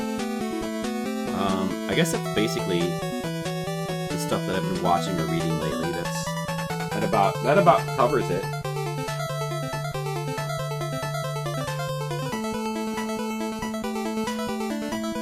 I don't know. What about you guys? You guys watching anything or reading anything good lately that you want to tell somebody about? I'll listen. There's always more stuff I want to watch, at least as far as like anime. But I'm also like movies and TV. There's always more movies I want to watch too. I need to get around to watching more of them. I do love movies. I don't really watch new ones anymore. Kind of try to avoid those, but there's still infinite older ones to watch.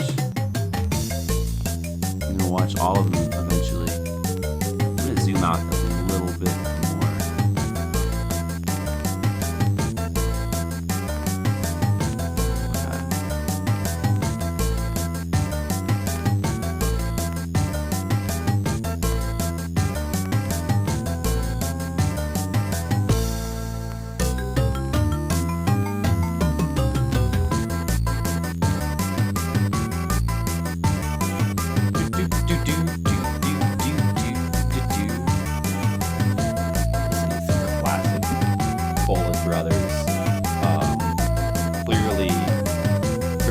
Rock-inspired music here. The Unwanted Dead Adventure has a nice Unwanted Dead Adventure. Well, that's a name that stands out. And what can you tell us about that one?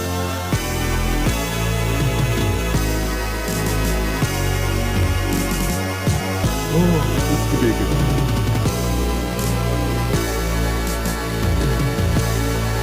You guys like Fallen Brothers music? Pretty good.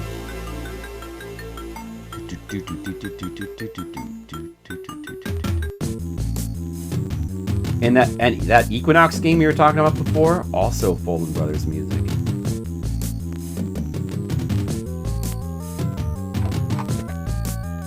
I really like the some of the more ambient Fallen Brothers stuff that they did.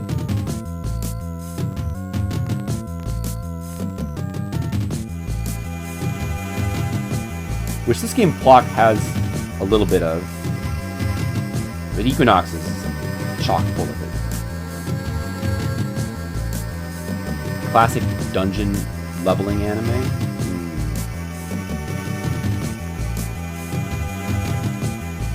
Leveling up an adventure. I guess an undead character or something.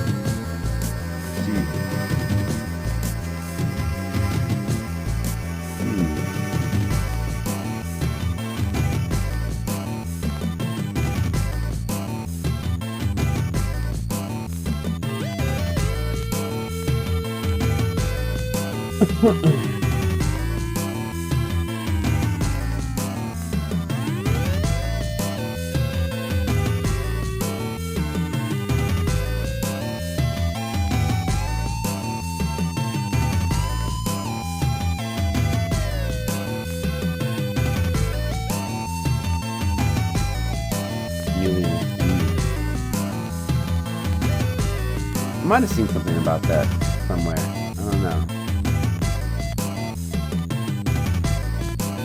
It's a pretty new show. Something to keep in mind. Might look into it if I happen to see it.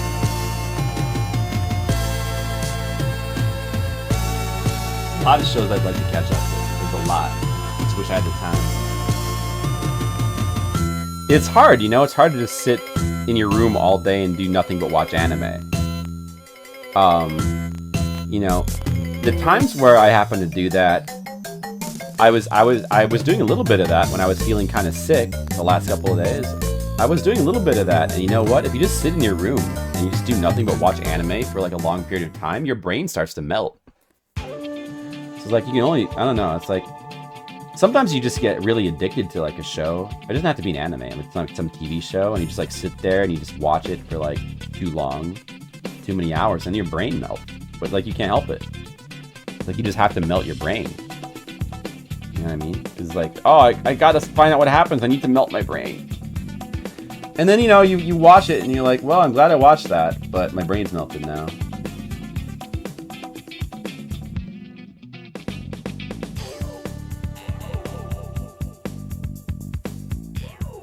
All you do is write and watch junk all day as security. Well, writing sounds like brain recovering, good brain recovering activity. I watch a lot of junk too, but a lot of it is just like watching people on Twitch or something like that. So I still do a lot of that. That's the primary thing that like gets in the way of me watching a bunch of shows and stuff. But that doesn't melt my brain as much, and I can actually be somewhat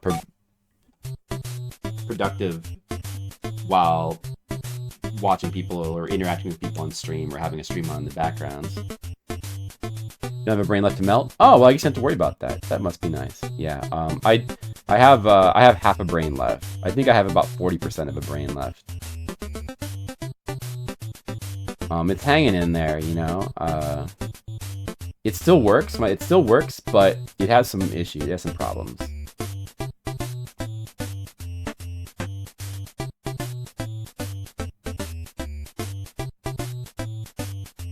So I'm just kind of coasting along through life now with the rest of my 40% brain, and it's, you know, I'm just trying to make it last, make the brain cells last as long as possible.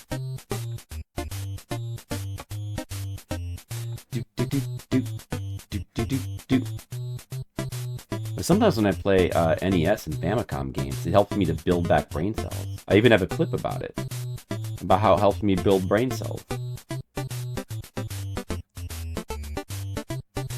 You gotta build brain cells. Good for you.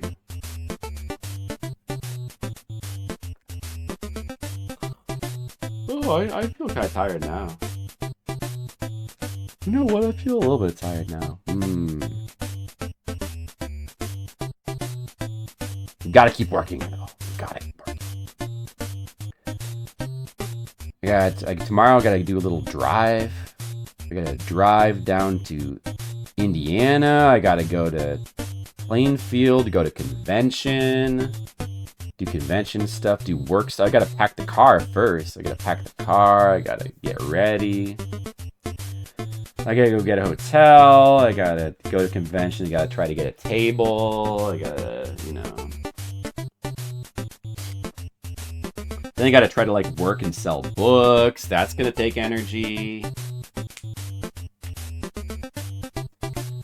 Except for your lizard brain. That's all you need to continue to enjoy more anime and manga, right? All you need is your lizard brain. So you just keep it. It's a powerful circle that you're caught in. But that's okay because that's why you're called Sir Chronic, right? Because you're chronically addicted to the anime substances. And what's wrong with that? Sounds like a good life to me. Like good content. I've watched a lot of anime. I've watched a lot of anime and manga over the years. Quite a bit myself. Oh, I mean, I've watched a lot of anime and I've read a lot of manga.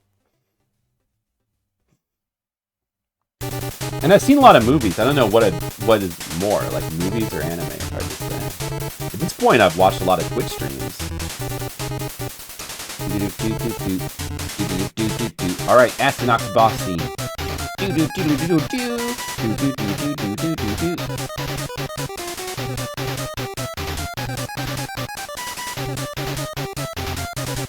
Huh.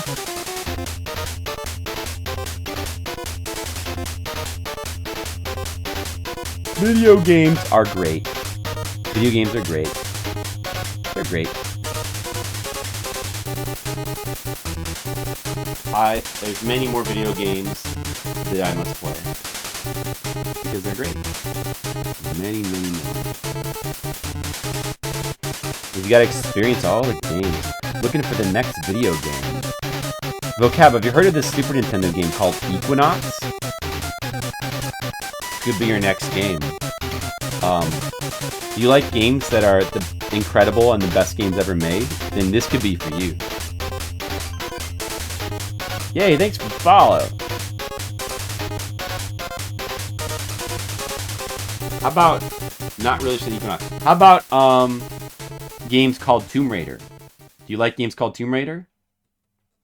Umihara Kawase? Can I interest you in... let me see. How about this relaxing little game on the NES called Battletoads? Holy Diver? These are all good games.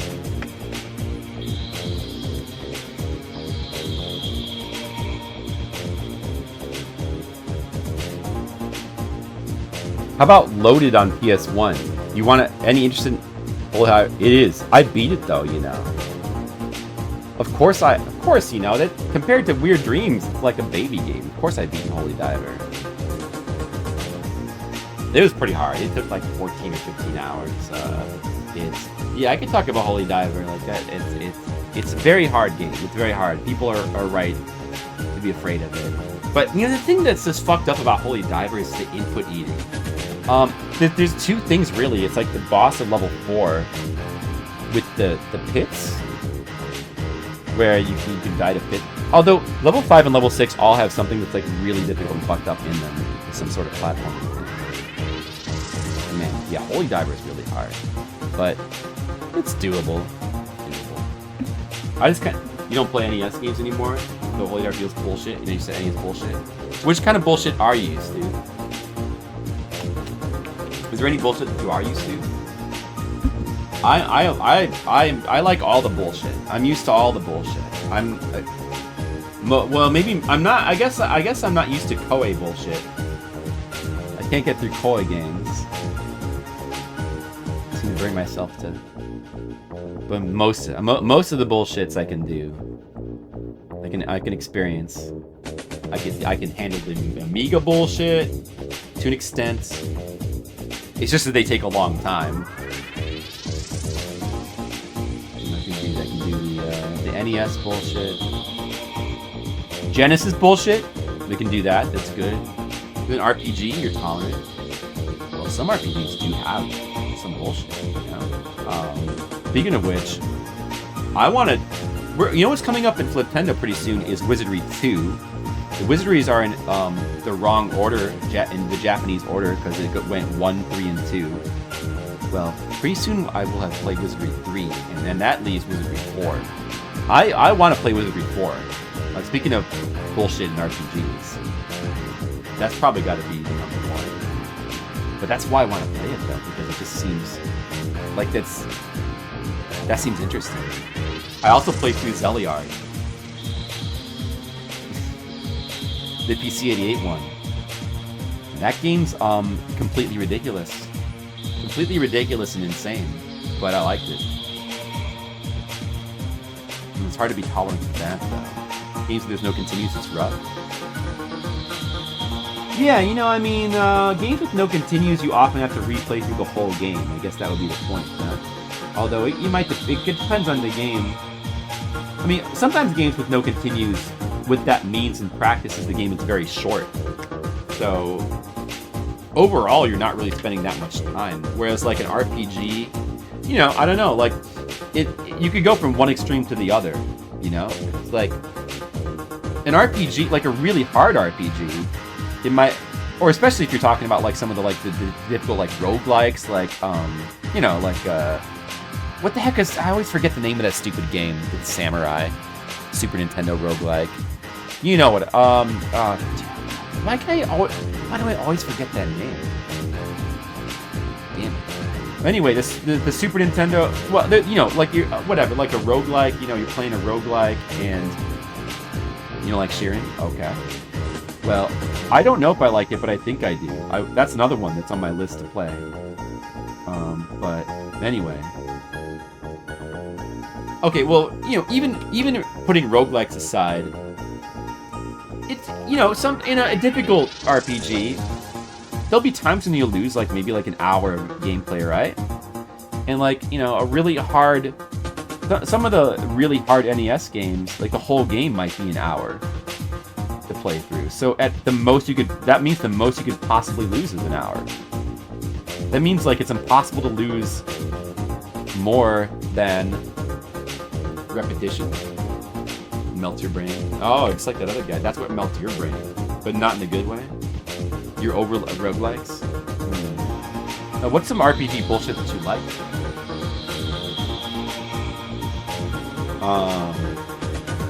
I was talking in the Discord about like Shin Megami Tensei earlier, like how I really like Shin Megami Tensei Nocturne, and one of the reasons there's a lot of reasons why. I mean, every reason. I like Shin Megami Tensei Nocturne for every reason. It's my favorite RPG, but definitely one of the things I really like about it is the difficulty. And you could, you know, I like RPGs where you can lose progress and where there's some sort of danger, there's some sort of risk factor to the game, because it makes them more exciting beyond just simply. If it's just like steadily, well, a lot of RPGs you just kind of steadily, gradually increase your number, you increase the numbers, and there's never really any real setbacks, you know, and that's often fine. But sometimes the excitement of if you mess up or you have to actually pay attention to what you're doing, the numbers can go down. It adds a lot to those kind of games. Sometimes it adds a lot. Sometimes it's not necessary, but sometimes it adds a lot. Decent death. Oh yeah, well, you know, that's the Shin Megami Tensei staple. Hardly 2 bosses done hit, finally. You open a random chest, might disarm it, full party wipe. Right. Yeah, that's cool too, because, you know, yeah, I like that kind of thing. Because it adds an element of danger.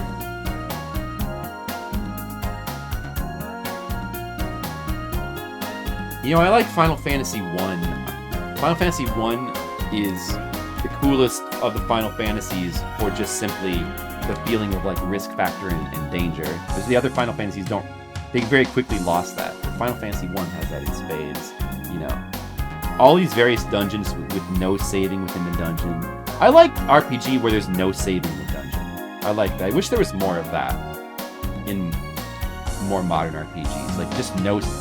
It doesn't have to be a roguelike, but just when you go into the dungeon, there's something cool about, from like, And also from a conceptual standpoint of you're going into the dungeon, of course you can't save in the dungeon.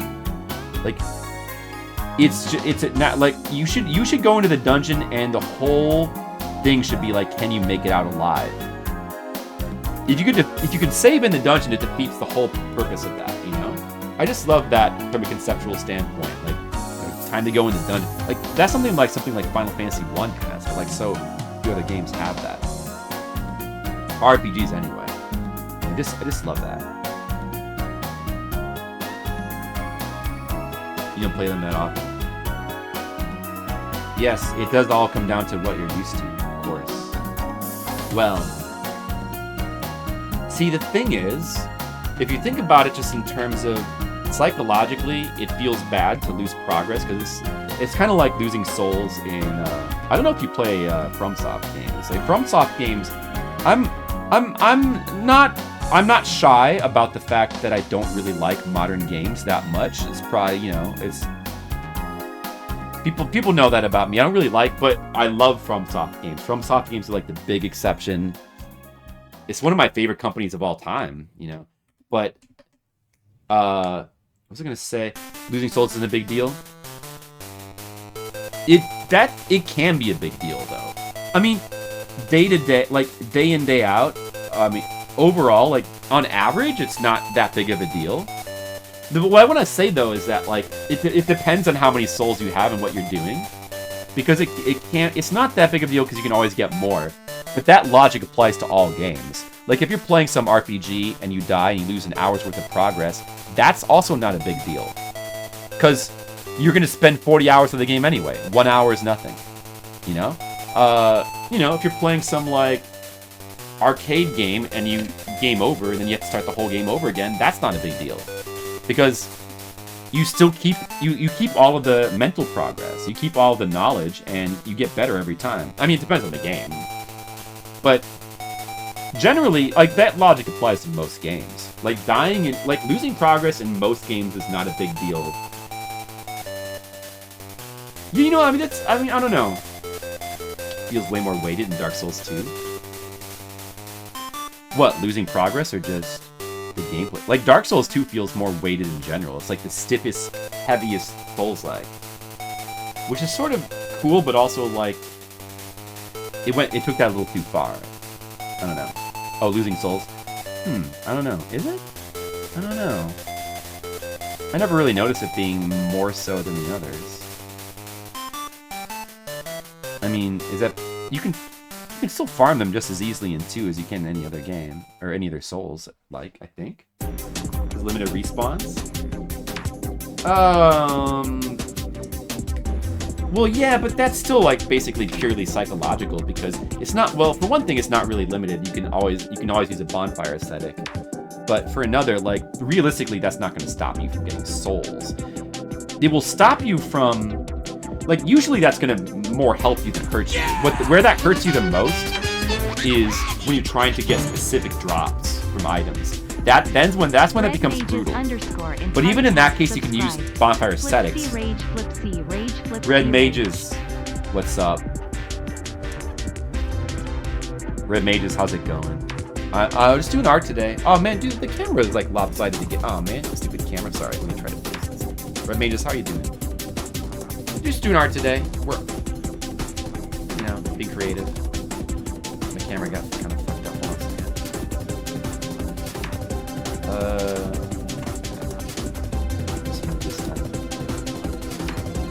Bonfire the bosses. But yeah, it is. It is psychological, yeah. I think that's just, because like, that's not really an issue with the souls. Like, you can always get more souls, even in Dark Souls 2. I mean, realistically, it's not gonna, but it was certainly, I mean, it does have an effect. More often than not, it helps you, because it like clears up the run to the bosses. But Dark Souls 2 has the most bullshit runs to bosses anyway, so it kind of is good for that. But like, it really, I mean, if you're the type of person that wants to like get all of the treasure, like get every item and every like armor set, then the limited enemy spawns is incredibly bullshit. It's incredibly bullshit. So it's kind of not that great of a mechanic, but it was interesting. I didn't mind it. We were just talking about Dark Souls. We were really talking about how, like, well, Vocab was saying he can't do games anymore where they have bullshit. Because he doesn't like to redo stuff over and over again. But then there's certain exceptions, like, I guess, I don't know, Dark Souls, certain RPGs, Shin Megami Tensei games, whatever. And it is, I don't know, it always strikes me that it is psychological. I feel like it's very psychological because yeah, okay, hold on, let me try to, like, regather my thoughts. I think what I was trying to say, I think, is that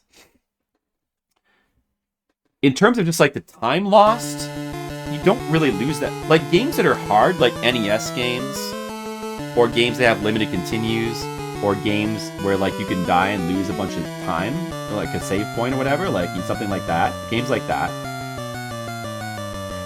They never really cost you that much time, unless you're going to, like, extremes, like the most extreme games.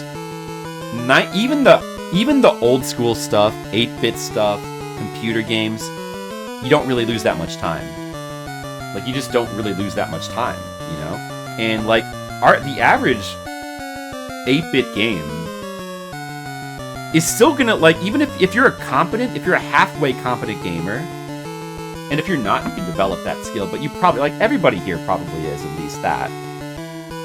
You're gonna beat the average NES game in, like, under 10 hours. I have to believe. Like, it's, or even if that's lowballing it, it's not much more than that. You know, in terms of just, like, time, that's why I think it's, like, all psychological. It's, like, not really costing you time. What costs you time is just playing a game. Like, losing, like, but what people just don't like is setbacks, because setbacks don't feel good. Like, losing souls in Dark Souls, if you lose, like, a ton of souls, that relatively for you is if it's a big blow for you, then that feels really bad, you know? Feels really bad. But Souls games teach people to get over that. So, like, the Souls thing, yeah, it is funny. People will say that a lot, like, oh, well, you know, you don't really lose that much. It's not that important, because, I mean, Dark Souls, the amount of souls you get is always increasing throughout the game, so no matter how much you lose, you can always, later on, you'll be able to easily make that back, usually, but still,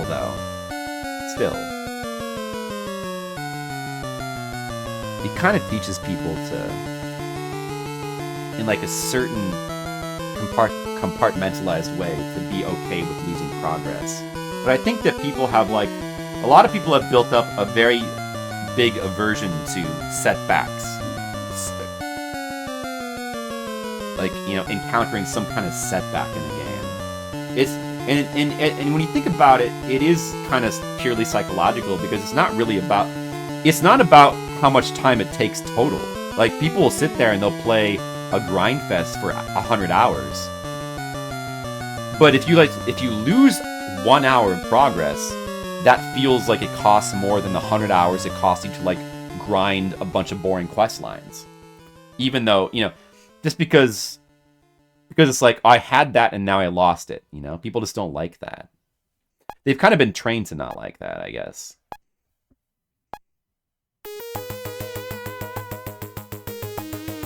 Blood on Ultra Violence. Holy Diver just feels hard. Holy Diver has, there's reasons why it feels hard. I mean, it has unintuitive bosses. It's very punishing.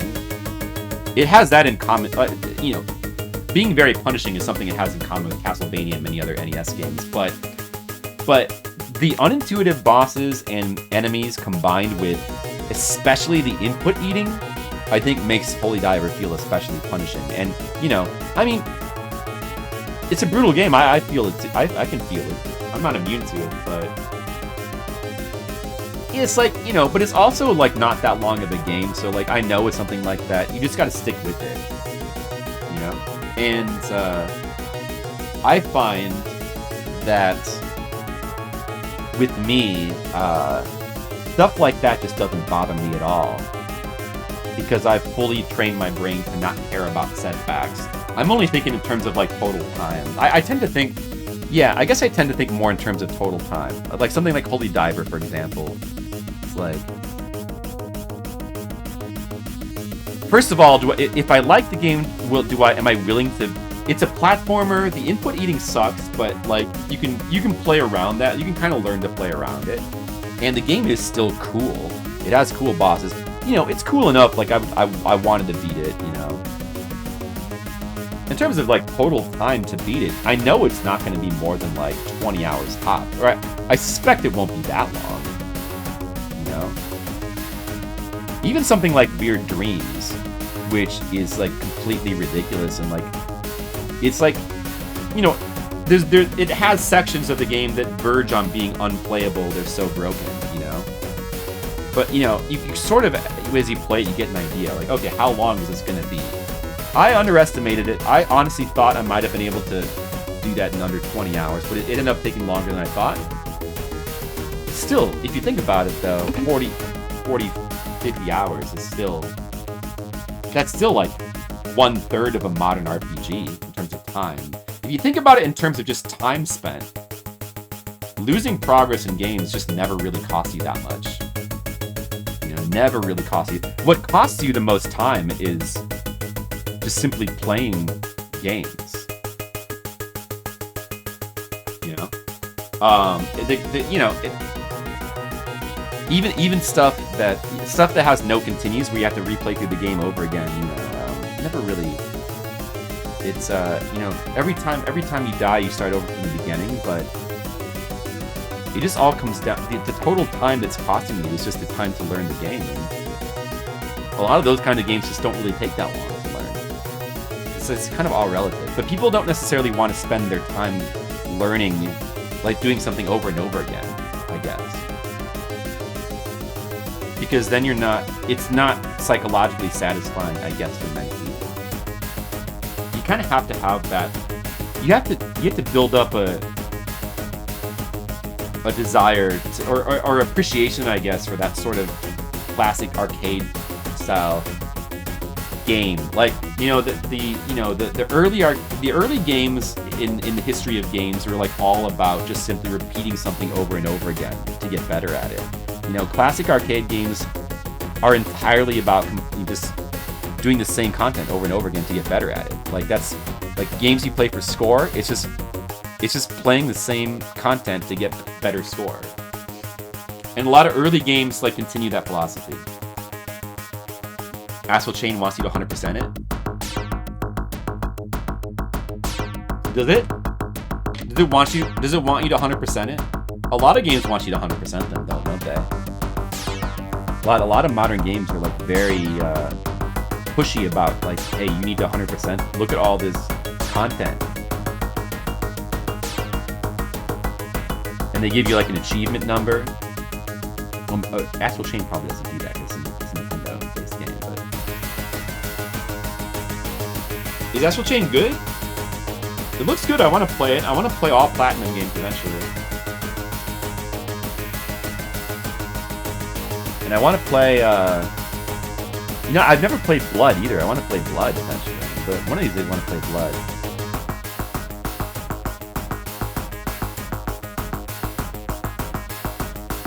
I want to play more of the classic FPS games.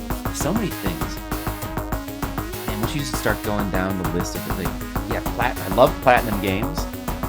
I'm really interested in playing more like classic DOS FPS games.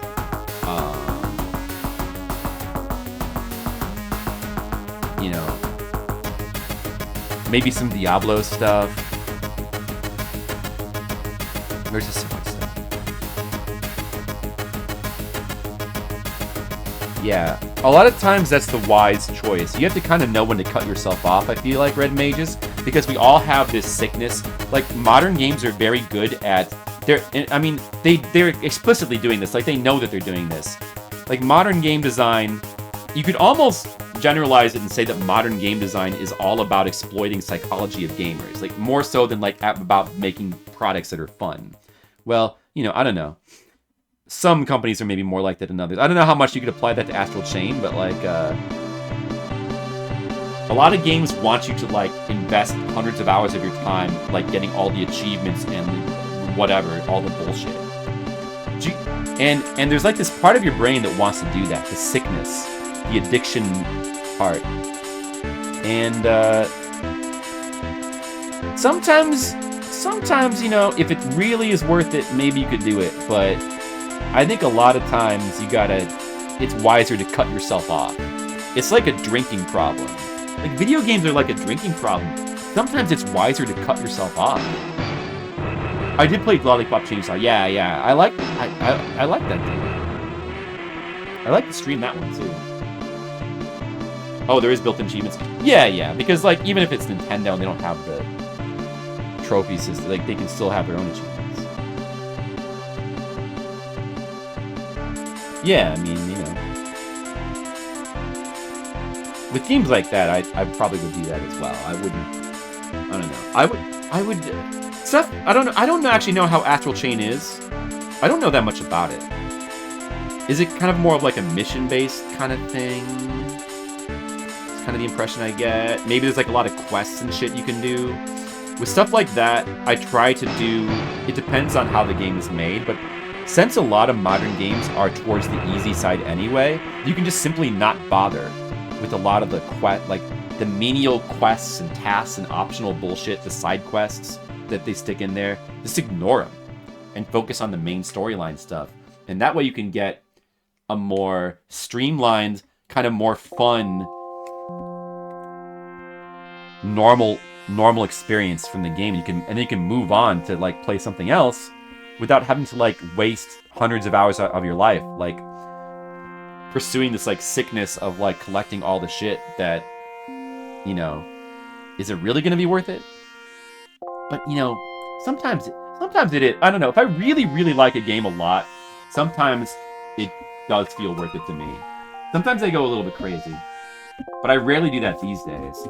Streaming stops me from doing that too, because if I do that, then it takes away time I could be streaming something else. Lollipop Chainsaw is really good, by the way. I think that's a really cool game.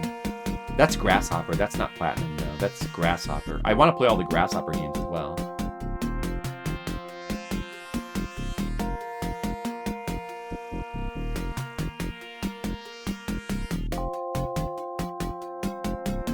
Yeah, I mean, like, you know, sometimes, like, I try to hold back on... When I was younger, playing like some of these games, like RPGs and stuff, especially, I would like all too often I would let myself like just get into this like downward spiral of just like addiction sickness, where I would try to do. Oh man, I got 100% this game. I got to get all the shit. I got to collect all the stuff. I've got to get every summon materia in Final Fantasy VII. I've got to get the gold chocobo. I've got to get the Knights of the Rounds, and I've got to get everything. I got everything you can get. I got to get all the content, fully harvest all the content. Quite honestly, if I were to go back and replay Final Fantasy VII, I probably would do that again. But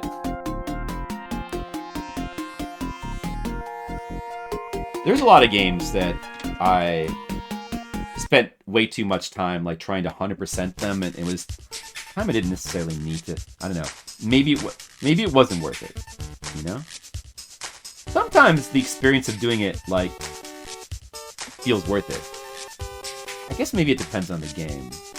But, like, recently when we were playing, I don't know if you remember, but we played Shin Megami Tensei If. I streamed that a couple months ago.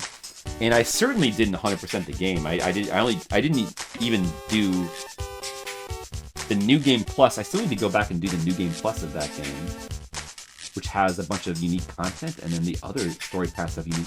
100%ing that game would be ridiculous. But I did go a little bit crazy with the gambling, which I did not need to do, and I kind of knew I didn't need to do it, but it just seemed like fun. So I just did it for fun.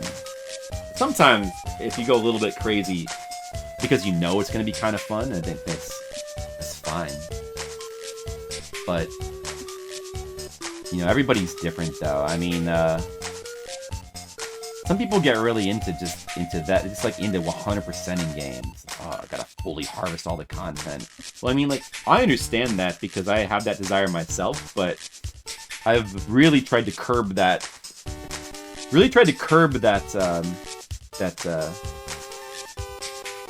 That instinct that I used to have.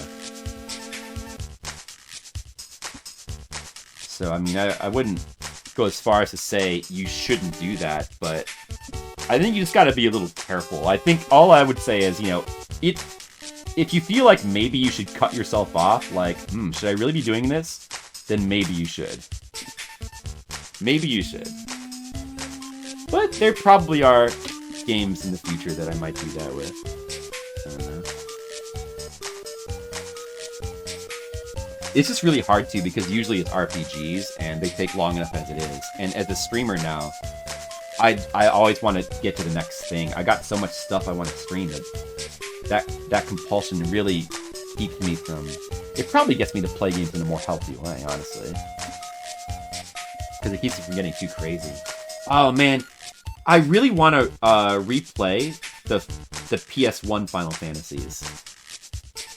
I really want to replay Final Fantasy 4 through 9, both the Super Nintendo and the PS1. But I think I probably want to replay the PS1 Final Fantasies just like a little bit more. And that card game, it's like, I feel like I'd have to draw all the spells and get all the cards. It'd be so hard to not get all the cards. Voc. Oh, sorry. Oh man, vocab. We keep hitting on so many games you don't like. Sorry about that. But I do really like. I haven't played it in a long time. I want to replay it. I really like Final Fantasy VIII, and I like the stupid cards. Stupid cards game, and the collecting the cards is so fun.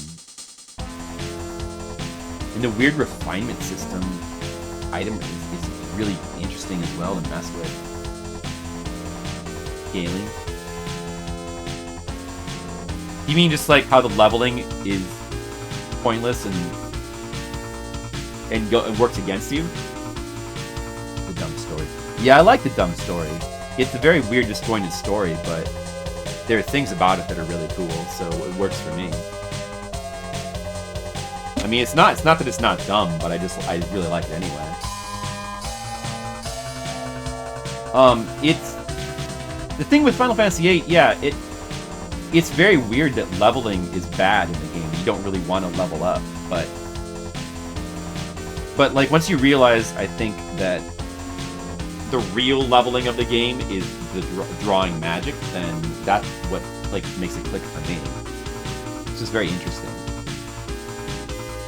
It's very unique and kind of progressive in the game. I just love how unique it is, and it works. Like even like it's very easy to break. It's a very fragile system, but yet it's super fun. So for me, it worked, or at least it did at the time. You know, I haven't played it in many years, and that's why I need to replay it. Saga game. Yeah, but I think I don't know how I feel about Saga games, but I probably like those too. I don't know. I haven't spent that much time playing Saga games. I did try to play Saga Frontier 1 and I kind of bounced off it. But I feel like that's one of those games I need to give another chance.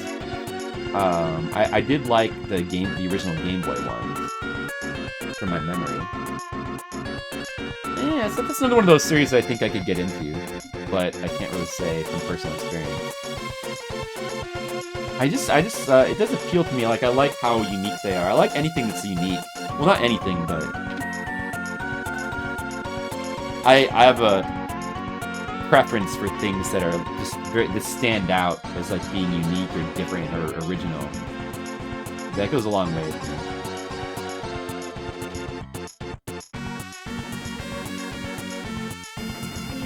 Oh man, here's another game I need to replay, Prince of Persia Super Nintendo. Replaying Prince of Persia 2 is so fun.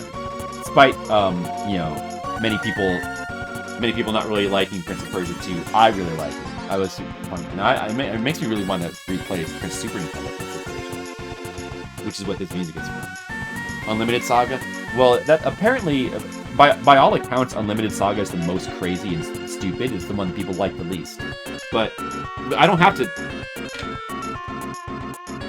put all my eggs into that basket. I can mess around with some of the other Saga games first. Like, I should probably try to get into like the Romancing Sagas and Super Nintendo and the Saga Frontiers some more and some of the other Saga games. There's a lot of Saga games to mess around with. But I would try Unlimited Saga one of these days.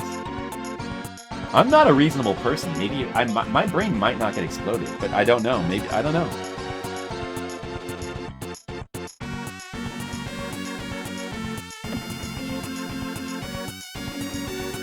I don't know.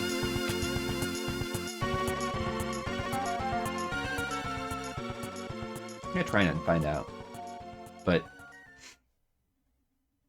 I don't know when I would do that. There's too many RPGs that I need to play. This is too many games. Too many video games. Like, all we ever do is just like I sit around and draw and talk about all the games I want to play. I either stream video games or I do art and I talk about the games I want to play. That's all that we ever do. What else is there to do? I guess watch movies. Hey, Dan. Hey, thanks. I'm inking stuff. Look at that. I just put all that ink on the paper and made stuff. Dan, thank you. Dan is an artist too. Shout outs to Dan. You know what, Dan? I'm gonna do this.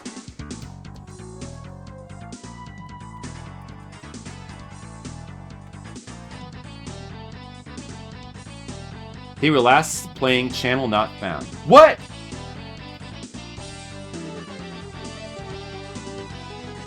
What? I spelled it right. Oh, no, I didn't.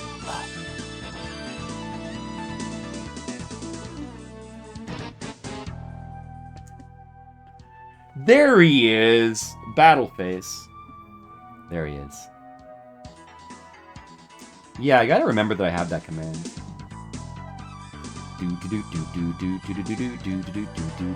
Playing art. But I'm playing right now. Well, we're a lot alike, you and me. Mr. Shonen. You ever read or seen Poison Elf? Oh, Poison Elf. No, I don't think so. I'm not sure if I've heard of that before. No, wait, why? What is that?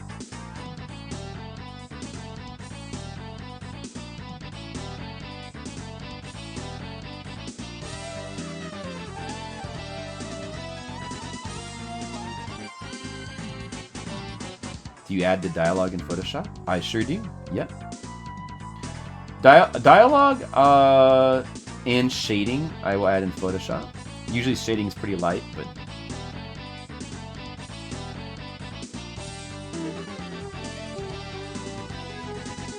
and you'll clean up mistakes and stuff. Lettering. Yeah, and it's just like it just seems like an unnecessary step these days. I never really learned how to do good lettering anyway, so. I mean, I think it's hard for everybody. It's just a hard thing to do. Because it's a lot of work, the lettering. And screen tones as well. I've never learned to do screen tones the authentic way. I always just did screen tones by using Photoshop. So, Poison... Is that a manga? Poison Elf.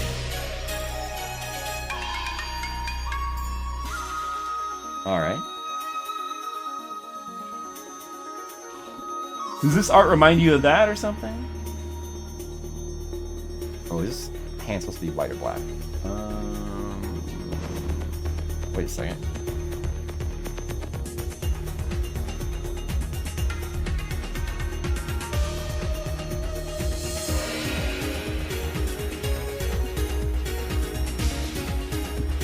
Oh, that should be black. Ah, thanks, Dan. I was pretty happy with the facial expressions in these panels and then down here that you can't see right now. I was pretty happy with these. Like, yeah, those are good facial expressions. Oh, early 90s indie comic. Poison Elves. Nah, never read that one. I used to read back in the day the D&D comic. You ever see the D&D? There was a D&D. It was just called Dungeons and Dragons. I used to read that. I was into that for like a short while. No, I used to use a light table. Recently, I haven't been using a light table because I don't know. Well, I just kind of ran out of papers to use, and then I started just drawing on the board. Recently, I've just been doing the pencils on the board and inking over it and erasing, and it's kind of been fine. I don't know. I used to try to use the light box so that to keep the inks really clean, you don't have to erase. But lately, I'm finding like, it's not a big deal. It's fine. I don't know. I have my light box still. I used it for a long time. Yes. Apparently a lot of people don't do traditional anymore. I know. It's crazy. The world is different. But I have no reason to change. I mean, I don't know. It feels not that hard to do it this way. You have to learn to do it the other way anyway. Just in what you learn, I guess.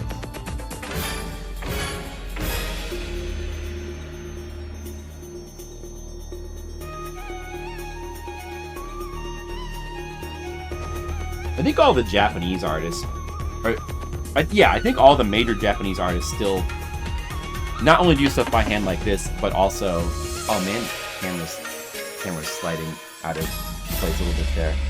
But also they use like these nibs and stuff. I never learned how to use a nib. I do prefer the feel of the paper and inking. Something about the art will resonate with me. Poison Elves? Okay.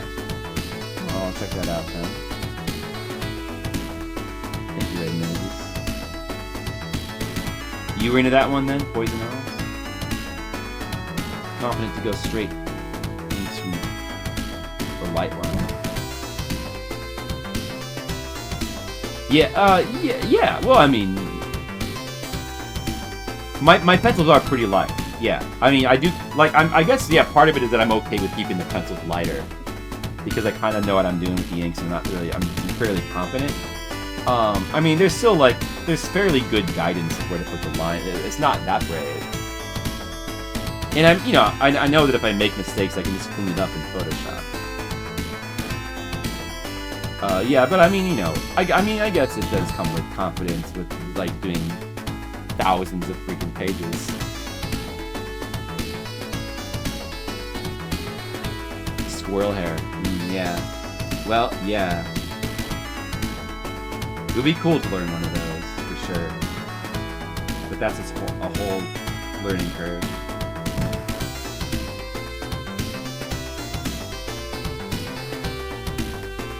I try to mimic the line qualities that the black and white manga art have the best I can with microns, but it's never gonna be perfect. It's just you can't quite get those crazy line qualities that they have without using the nibs. But I think my stuff still looks pretty good. They're good enough.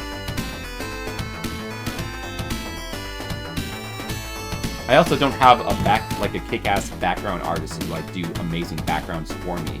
Well, I just do the, character art. Sure would be nice.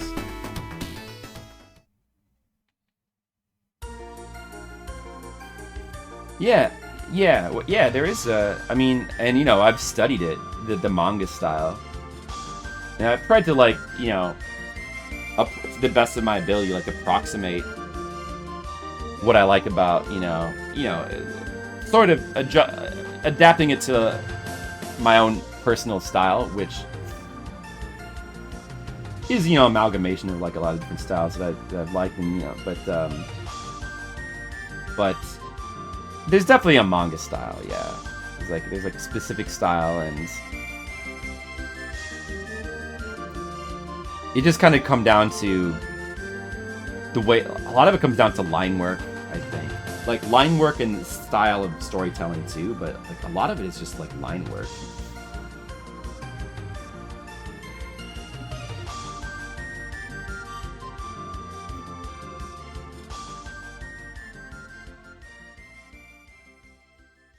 Manga is huge because it's awesome. I guess probably because dude, this hand is supposed to be white. Oh no, I got it backwards in my head. This is supposed to be white. This is supposed to be white. Because okay. Whoops. I'm gonna have to fix that.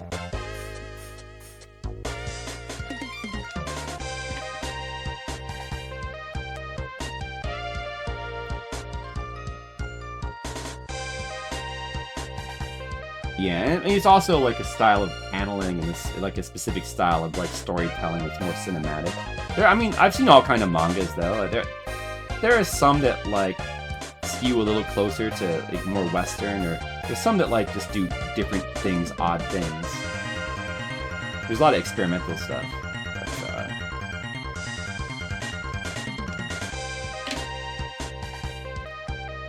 And you do see a little bit more manga influence in like some Western stuff these days as well.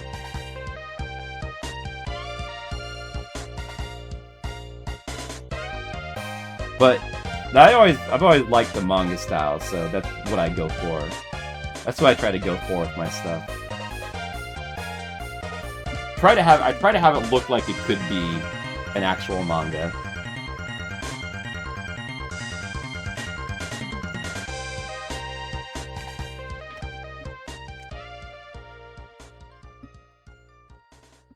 I mean, like, these days, like, people are, like, into... Like, stuff like manhwa, like, is taking over more now. A lot of people are into manhwa. I'm not... I find it a little harder to get into the manhwa. Probably just set in my way. I'm set in my manga ways. I can't get with this manhwa. Not a ton of abstract styles. It tends to be, yeah, and I think I know what you mean. Yeah, it's less cartoony in an abstract sense. It's more like specific stylized cartoonish. You know, there's some stuff is like a little bit more cartoonish, but it's always like a certain stylization to it. It's not like abstract cartoons. The market for indie publishing, are cons profitable? Well, the thing about that is, the answer is very much no, they're not. Except, I have a niche where I'm able to make it work. Mainly because I'm pretty good, like, at selling my stuff. Like, I have techniques where I can, like, sell my stuff. But nobody else really does what I do, so, if you go to conventions these days, you're gonna see there used to be a lot more comics people at conventions. Now it's really, really rare to see comics at conventions. It's mostly wall to wall, like posters, poster art, and prints. And you probably see more like arts and crafts stuff than you do see like comics. Very little. There, you know. Occasionally you will, but it's really, really hard to make money doing comics. This is really hard to compete with the other stuff that's there.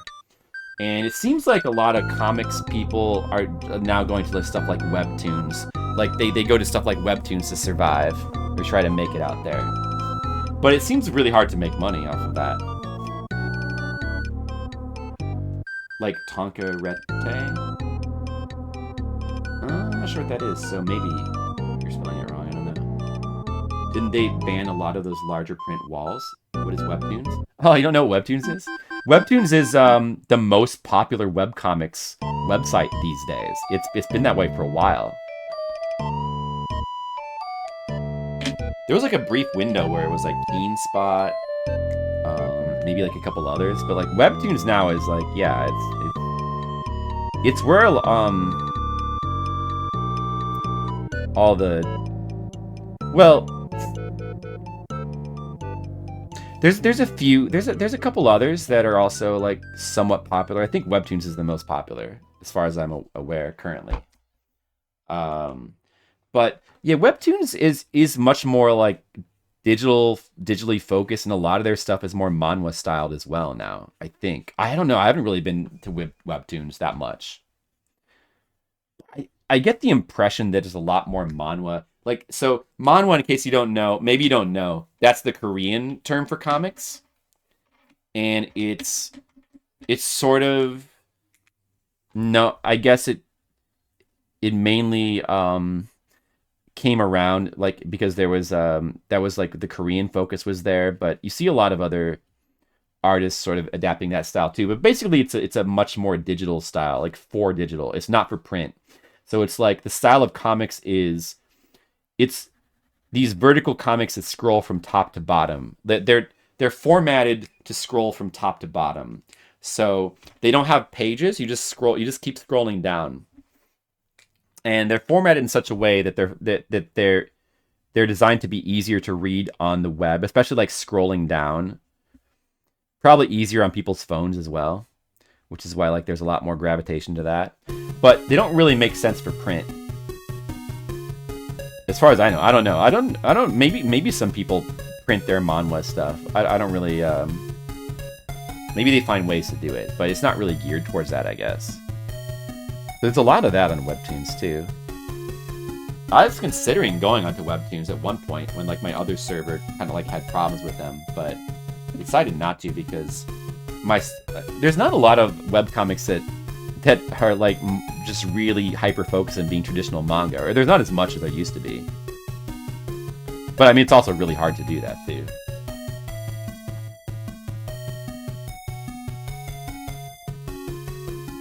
I don't know. It's not like I don't pay a ton of attention to it, so I don't have all the most up to date facts. But yeah, Webtoons is like if you're like doing a web comic these days, I would imagine there's a lot of pressure to just put it onto Webtoons. Everyone would ask, like when I'm at conventions, people always constantly ask me, "Oh, is this on Webtoons?" Because like that, so many people like that they think that's where you go to read comics online. That's how much they've taken over. Pekon Keen Oh, Red Mages. Somebody else mentioned that. That's a comic? Somebody else mentioned that. Did Mr. Leo mention that? Is that the one that's by the ping pong dude? You know what? Check Red Mages. Check this out. Check out Fukumoto manga. Dude, what's his name? I think his first name is Noriyuki Fukumoto. One of my favorite manga artists these days. Well, one of my favorite manga authors, I should say, is Fukumoto, the guy who does Kaiji, Akagi. He does all the hardcore. Yeah. Oh, the ping pong dude. Yeah. I hear he's got. Mr. Leo was telling me that he's got a pretty unique style as well. I should check him out because I've never seen his stuff. I did see the ping pong anime a long time ago, but I never checked out his stuff. It's like another dude that I really like that has. It's a style that's really, really unique. It's not exactly. It's a little bit more abstract, but it's kind of cartoony. But it's like a really specific kind of recognizably manga, but yet really out there crazy style. It's called Fukumoto. Like, check out Kaiji. Or like, yeah, I mean, Kaiji or Akagi or Zero. One of those. Just check out some of his art. Fukumoto is the manga artist. Like, it should be easy to find stuff. He's had anime. There's an anime for Akagi. There's an anime for Kaiji. There's some live action stuff as well. And so he's basically the guy he's best known for doing a lot of like gambling stuff.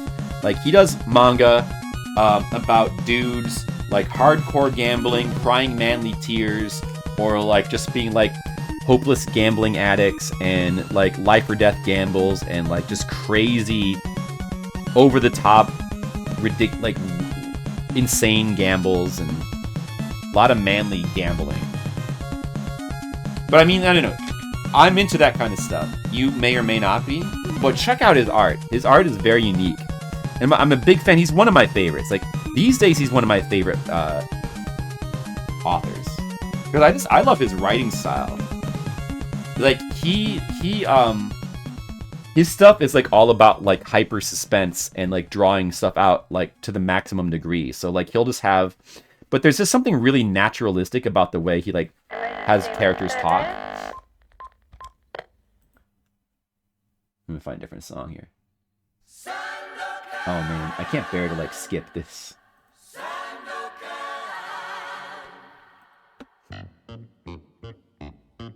The song is so good. You're one of the few songs on here that's not from an anime or game. But luckily there's no chance of it getting a mute. Sandokan. I tried to look up where this is like a... Is it Russian? Or was it... I forget what ethnicity this was. It was like this... In Europe, this is like one of the most famous and popular miniseries of like the 70s, and the theme song's out of control. I only know about this because like Macaw played some weird computer game based on it, which didn't look good, but I wanted to watch the series because it looked really cool, but it's like impossible to find and watch. I just couldn't find it. But anyway, yeah, so check out Fukumoto. So yeah, I mean, the reason why I said that is because he just has like, he's got a crazy style. He's got a really crazy art style. We're talking about like stuff being more like abstract. Yeah, but yeah, you definitely don't see cartoony stuff in the way that you see it in the West though. You see much more specific stylized kind of stuff from manga. For the most part.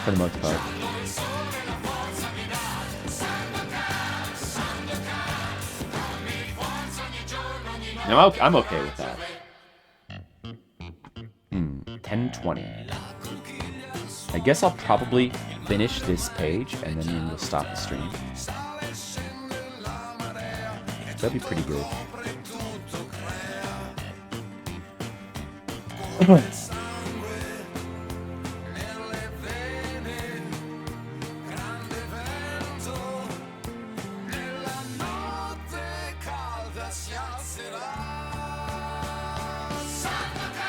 And then maybe I'll check out some Poison Elves. See what that's like. You can check it out right now.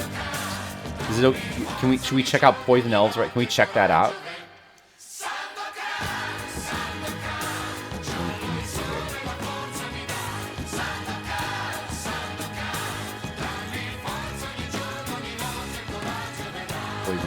Poison Elves.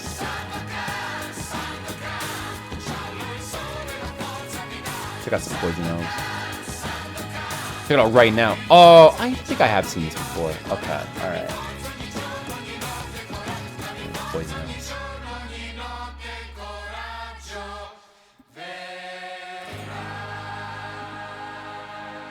Return of Drew Hayes' Poison Elves. Whoa, they look... I've definitely never read this. But yeah, I might have seen this at some point.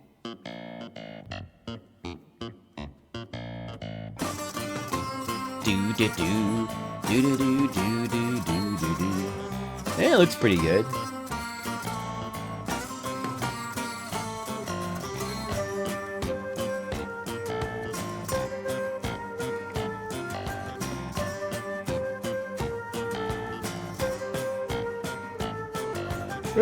I don't know. Maybe I would have liked this if I would have read this at the time.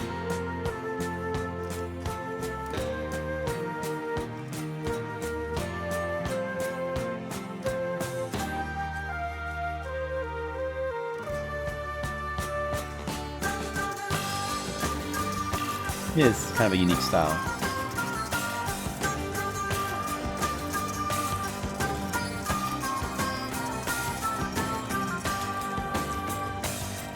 Oh, there's a lot of covers here. That's cool.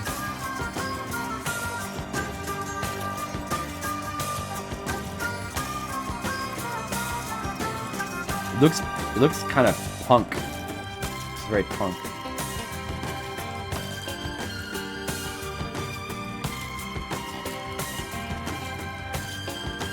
Yeah, I feel like you don't really see stuff like that anymore.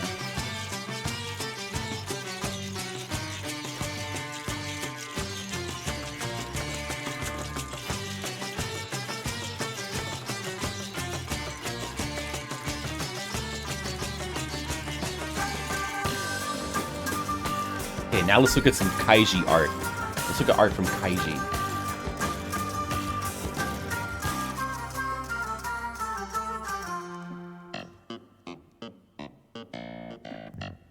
The Evangelion, dude. No. It looks like this. It looks like this. This is Kaiji. This is Kaiji. This is what the anime looks like.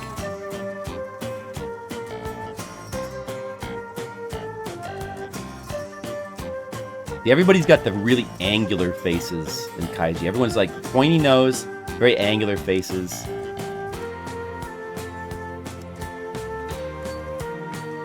But it's an awesome style, though.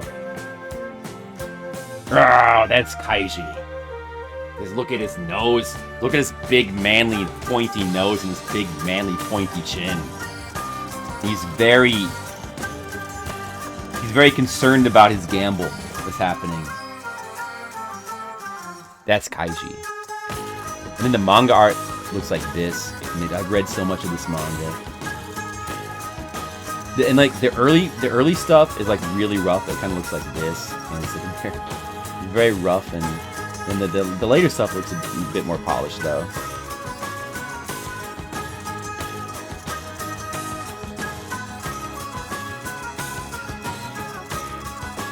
Kaiji, the ultimate survivor. Each finger is worth 1.2 million. The thumb is special, is worth 3 million. Leg from the knee down is 6 million. One eye is 8 million. But get both of them and shoots up to 20 million. What?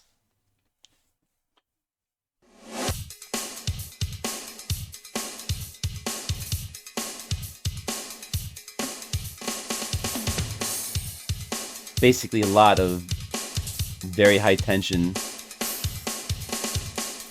super high stakes gambling stuff. Who is this song? But his art style is just really unique. You would never confuse his art style for anybody else's. Very unique. Not exactly abstract, but a little bit more towards the cartoony side, while still being like very. It's very manly. It's kind of. Well, it's. I mean, it's not actually. It's more just like, I don't know. It's like he's. You know what? That's not even. I don't know the right way to describe it, actually.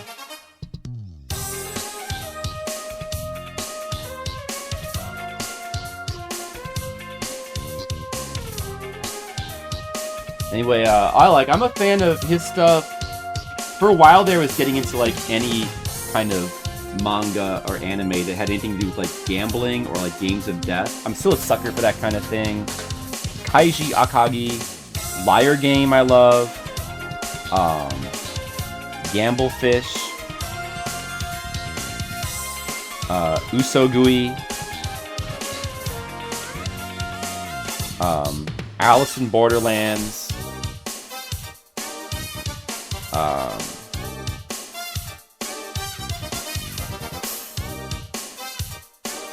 oh, and that, what is, oh, As the Gods Will, that one. All of those are awesome.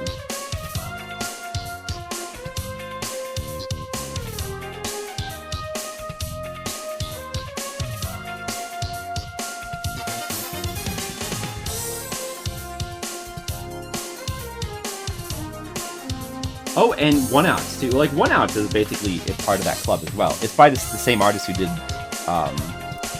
Liar Game. Gambling Apocalypse is the first series. Yeah. You can tell the first series opens up with like Kaiji. Like, the first chapter is him like ripping off car ornaments from cars to like make ends meet, and he gets basically conned into going onto a ship to do like a gambling game on a ship, because it starts out with him like suddenly, like through like some bad luck, some friend, because of like vouching for some friend, he's suddenly in like debt for a huge amount of money, so he's got to go on the ship to clear his debt, and that's where it all starts. And that ship arc is really, really good. Like, this, it starts out very, very strong. It has its ups and downs, but that ship arc is real. And you know what? You can read the manga. The early manga is really rough. The art is very rough. It gets a lot more cool in the later chapters. So there's a really, really good anime for Kaiji. Kaiji actually has a very good adaptation that covers the first few arcs. And I'd recommend watching the anime for that one. If you can read the manga, more power to you. The manga is actually a little bit hard to read because it's hard to find complete scans of the earlier arcs. It's easier to find them of the later arcs. Maybe it's easier now though. I don't know. I mean, yeah. I mean, if you can find them and if you can get into it, definitely go for it. But the anime, that particular adaptation is very, very good. Like, it has one of the best soundtracks. One of my favorite soundtracks in an anime is in Kaiji. Well, particularly the second season, actually. But some of the music on my playlist here is from Kaiji, as a matter of fact. So, that's like a really good anime. You can keep it in mind. And then there's also Akagi, which also is a really long-running manga, which is finished now. Kaiji's not finished yet, but Akagi is. And that's just simply like gambling on Mahjong. I didn't know anything about Mahjong when I started reading it, and I picked up enough to be able to like follow it. It kind of teaches you... Oh man, I love this song, but it's so quiet. Why is it so quiet in the damn video? Oh well. Akagi's really good as well. Akagi's a little bit different. It's like about like a genius mahjong player who just like keeps doing more and more ridiculous life and death gambles just for like the thrill of it because, you know, he just needs to. Yeah, that one's pretty entertaining.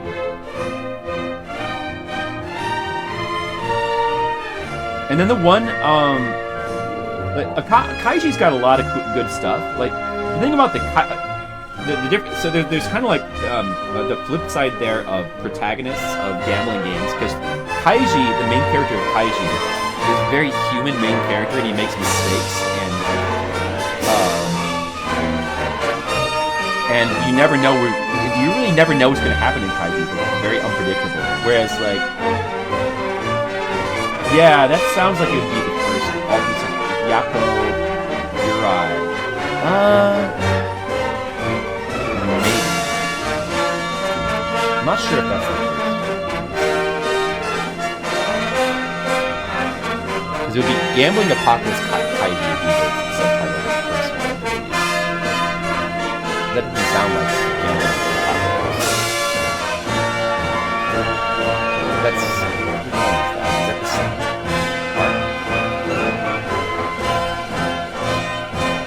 Oh, is that just the name for the anime?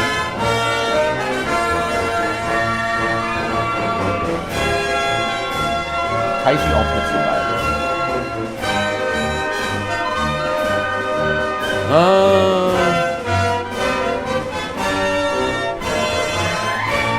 Well, this song is loud as hell. Oh yeah, it got kind of loud towards the end. Well, it starts out so quiet. That's good because it's an awesome song. You guys should get it pounded into your brains. Okay, sorry about that. I thought it started out so quiet. I thought that I needed to turn up to max.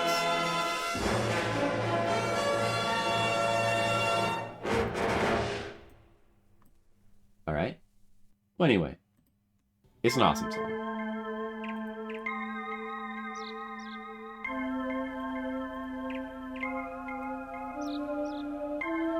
Alright, if it's still too loud, I guess just let me know. Nah, you know, I don't want to listen to this Pokemon Snap song. What else is on the playlist? Here, let's just take a look here.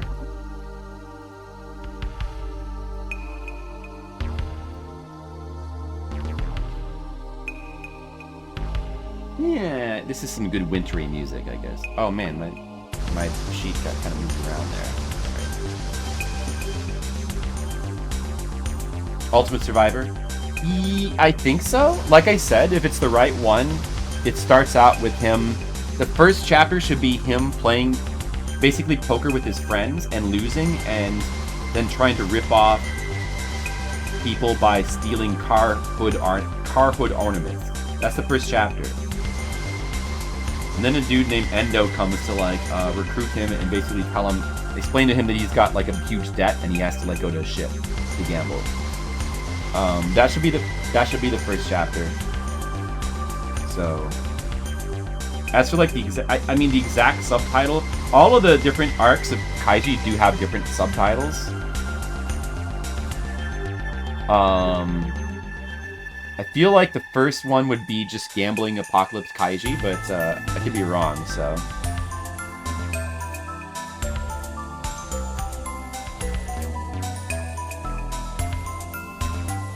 Part 1, yeah. I mean, yeah, you should be able to look it up that way, I would think.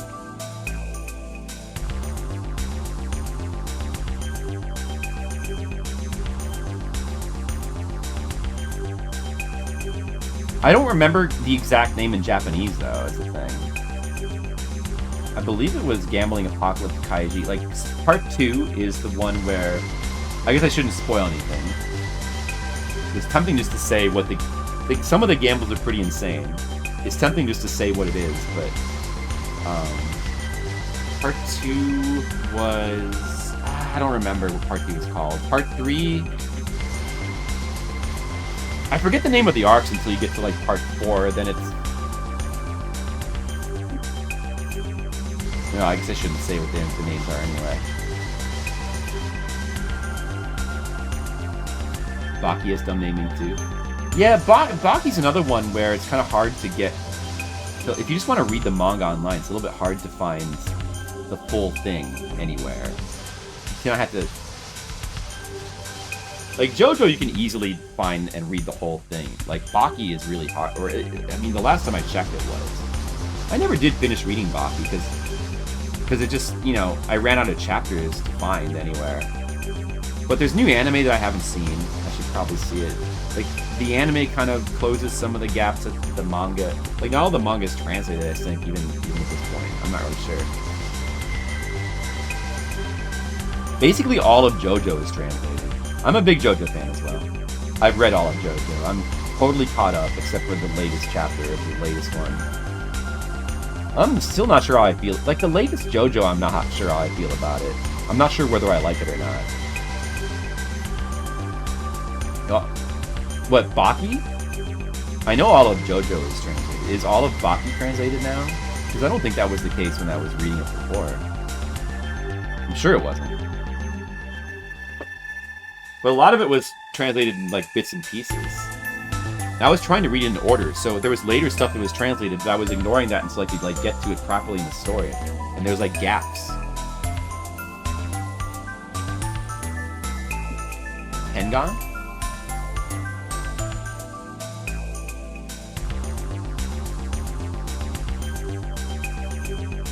No, I haven't read that.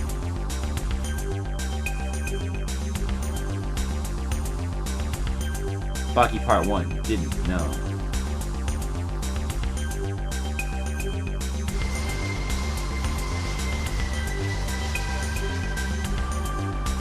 Yeah. Baki's a really fun series. Baki's a crazy martial arts series. It's pretty out of control. It's pretty fun. It gets really ludicrous in the later parts. And the art gets really, really weird in Baki. Like, it gets... I'm not sure how I feel about the art in the later stuff. It kind of changes as it goes along. I really like the early art. The early art is great. But the later art just becomes fully deranged. And I just don't know if I like it or not. I don't know. I need to go back into it and keep trying to read more of it. But I never even made it that far because, oh man, like, I got up to the part where... Like, after the part... There's the whole thing where he's like a kid. It's like a massive flashback art. I got past that.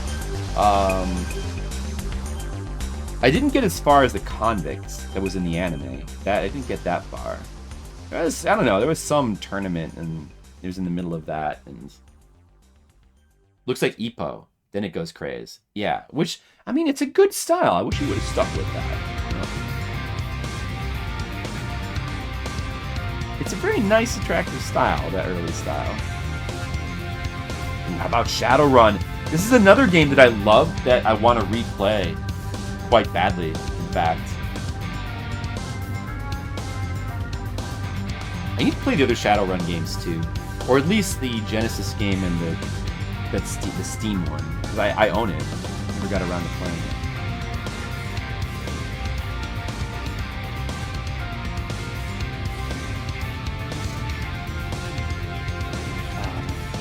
Grappler Bot. There's so many crazy manga and anime out there. Played the Genesis one? No, I haven't. I haven't played the Genesis one. I know it's very different from this. I love the Super Nintendo one. So, for a long time, I was just kind of turned off from trying the Genesis one. It's like, it's just too different, you know? But I want to try it. I don't know. I think it seems like a cool game in its own way. So, I want to try to get into it at some point. I'd like to.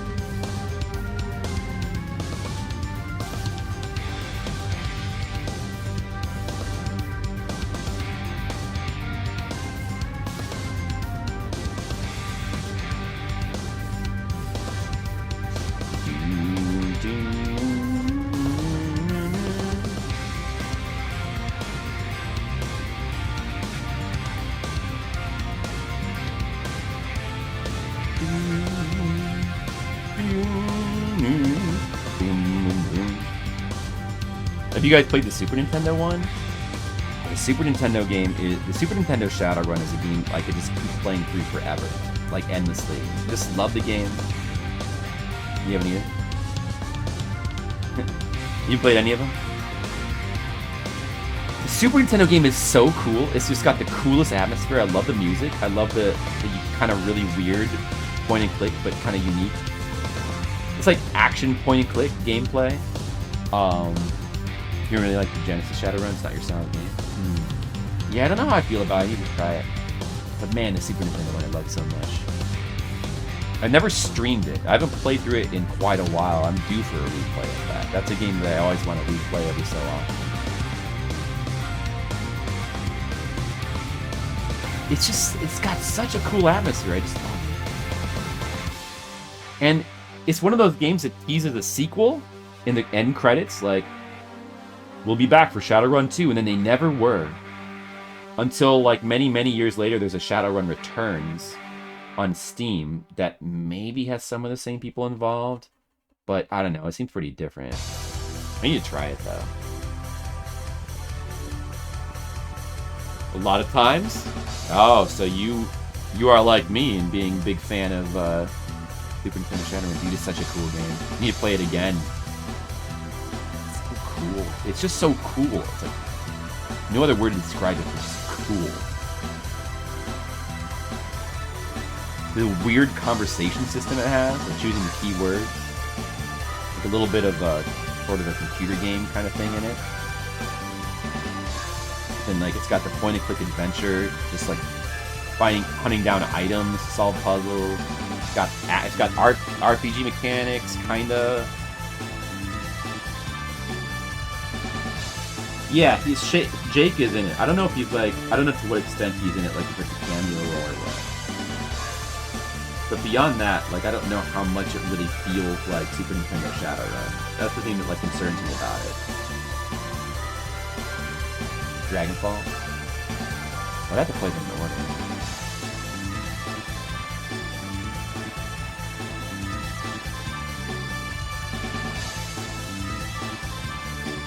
Here's some music from another game that I love, Star Ocean 2.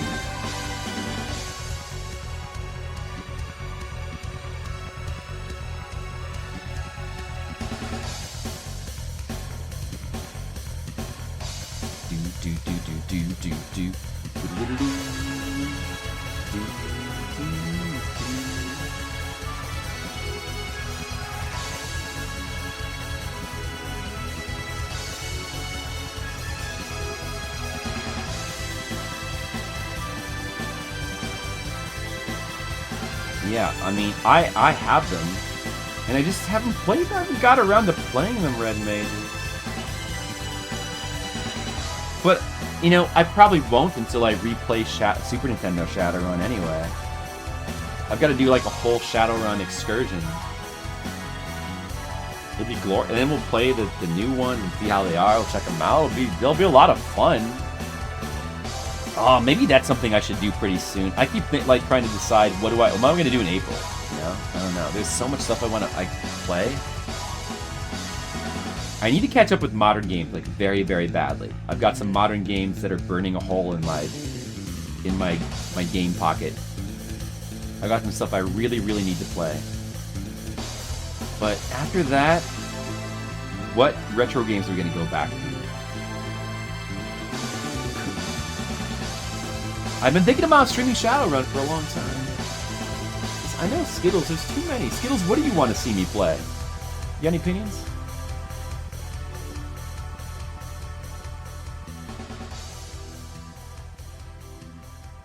Over 10 years ago? That's too long. Yeah, play them again.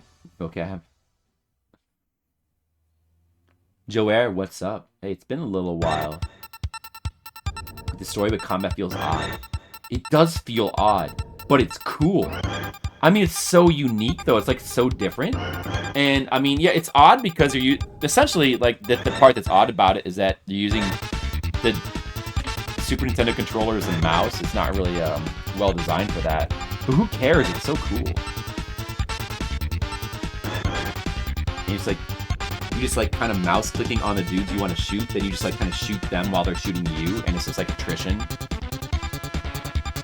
But I don't know, there's just something so cool about it. Like, it's so unique, and it's pretty fun. Like, I mean, it plays pretty good. You go around and you like just kill tons of dudes very easily. Hey, Hoshi Love. Yeah, a legendary artist. Well, I don't know about legendary, but I try to, you know, I try to hold my own. Thank you, I appreciate it. You know, no interest in replays. Well, there's so much shit to play. I can kind of understand that, but like I have to replay stuff. I just like I just get the urge to replay stuff, and you can't fight it. You know, there's a lot of stuff that a lot of new stuff I want to play. A lot of stuff I haven't played before, but there's also a lot of stuff that I want to replay. After it's been, like, if you really like a game a lot, I have a lot of games that I love. If you really love a game a lot, like, once you've gone a certain length of time, you realize, oh, if I played that again, that would be extremely fun. And then you really want to.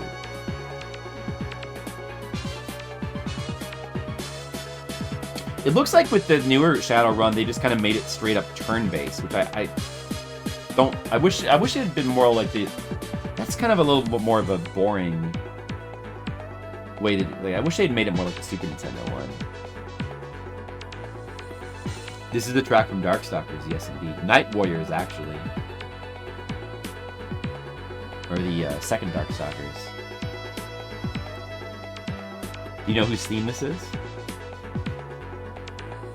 This would be a theme you'd recognize, in particular, if you played a bunch of these kinds of PS1 games, because it's also in Puzzle Fighter.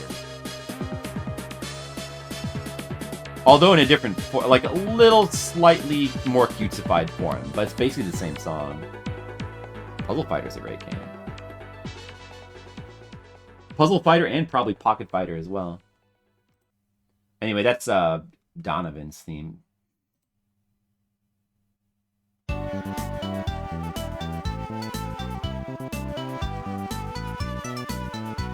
Like the tabletop game? Yeah. I mean, that's a good argument, but I understand that, but I just think that the Super Nintendo battle system is cooler for being so different and unique. But if you wanted to make it play like a tabletop game, of course you would just go to turn-based, because that's how all tabletop stuff plays. Oh, Dimitri and Morrigan? Oh no, that theme was from Donovan. That was Donovan's theme. And of course, you guys probably recognize this. Legend of the Mystic Ninja, aka Goemon 1, Super Nintendo. Probably one of the best Goemon games. But it's hard to say because I haven't played all of them.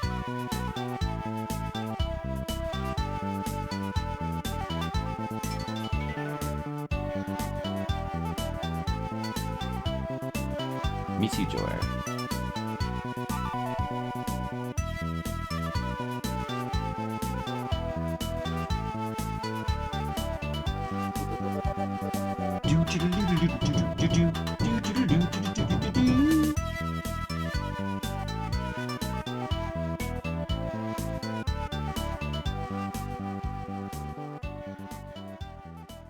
Oh, what, in Goemon? This could be very difficult. Well, I mean, I don't find it to be. It's difficult. I don't find it to be like, 'cause it's Konami. It's like, you know, it's kind of it's par for Konami difficulty. And there's some stuff you can get stuck on. You just gotta stick with it, Joey. You can beat it. You can do it. Stick with it. Don't give up. I've played a lot of Konami games. Some of them get pretty damn difficult. But you gotta beat them, because you gotta beat all Konami games. Because they're cool. Don't even know what this is from? A really cool N64 game. Gradius? Yeah, Gradius games are pretty hard. They're pretty hard. That's probably harder.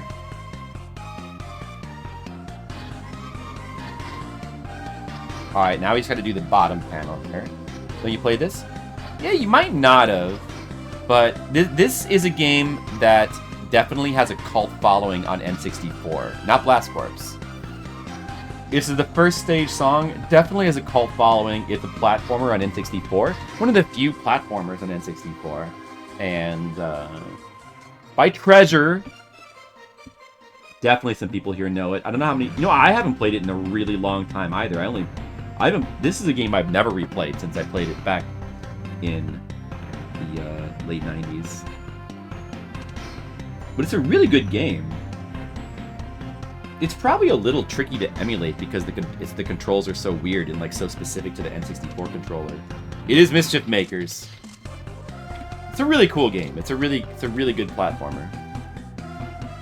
And that's another Treasure game.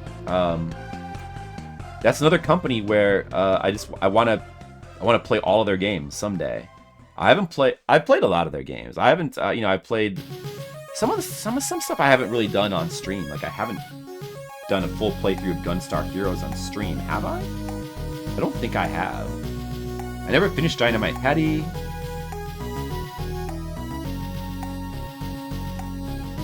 There's no way you guys would recognize this, probably.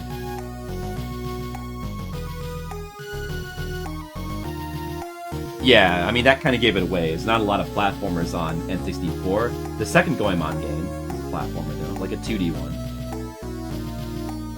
Of course, I could have meant 3D platformers, but...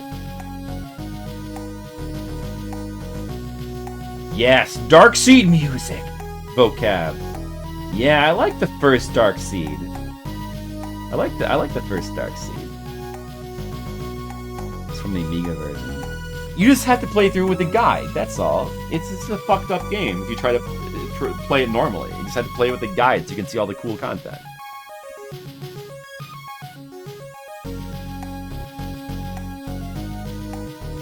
It's one of those point-and-click adventure games that normal humans can't really play. The Dynamite Headdy is really good. Oh, an Alien Soldier as well? I haven't played that. That's one I need to play. Treasure games.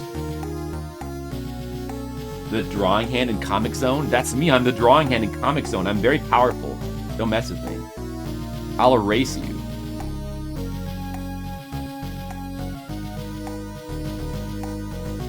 Don't fuck with me, Joer.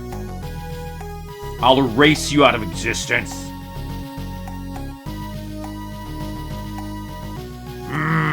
Oh, I don't have an eraser. I have an eraser right here. I can use this. A cowboy hat? Let's just say I am. No, I don't have a cowboy hat right now. Should I get one? I don't know if it's me.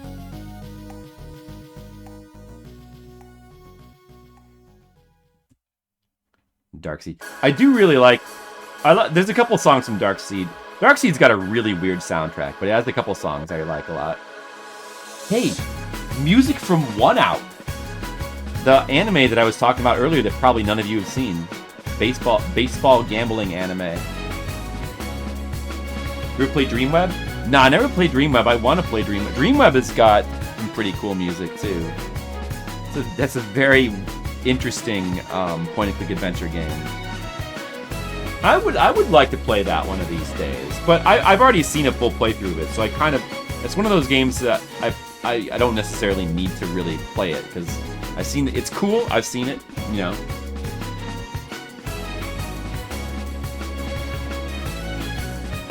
Evil Flipsider. Well, I'll keep an eye out for him. Oh, you watched it when it was new? What, 1 Ounce? Oh man, that's awesome. Well, I only watched 1 Ounce and read it. Well, you have the full story, you have to read the manga. The anime only covers the first arc. So you gotta read the manga. But man, the manga is so good for 1 Ounce. It's so good. And it has you know what? Unlike Liar Game, which is I love Liar Game, but unfortunately the ending just feels so rushed. 1 Ounce actually has a very satisfactory ending, like very satisfying and satisfactory. It's much better. It's a much more fleshed out and satisfying manga overall than Liar Game. But Liar Game is amazing too, and people should watch it anyway. Well, or read it.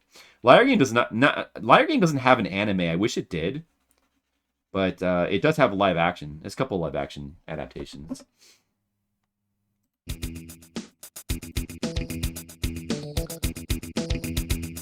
Blazing Dragons. No, I never played. I'm familiar with it, but I never played Blazing Dragons. Blazing Dragons.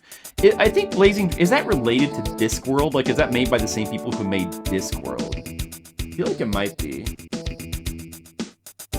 I did play Discworld, the first one. I played the first Discworld on PS1. I quite like it. I even played a bit of that on stream a long time ago. But I didn't do a full playthrough of it. I should go back to it. It was untranslated for the longest time. Fortunately, when I was reading 1 Ounce, by that time it was fully translated. Well, I guess it wasn't that long ago. Pretty funny, Blazing Dragons. Yeah, Discworld is pretty funny as well. I think that those games might be connected. I feel like they're connected, they're by the same people, but I'm not really sure. But I haven't seen Blazing Dragons. I'm aware of it, but I haven't ever watched a playthrough of it. And I also haven't seen the second Discworld game.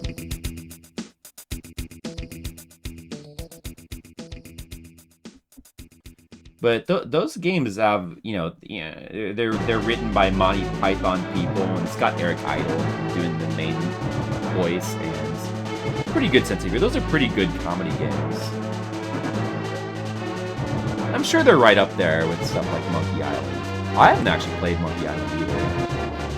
Could probably do that one of these days. 'Cause everybody loves Monkey Island.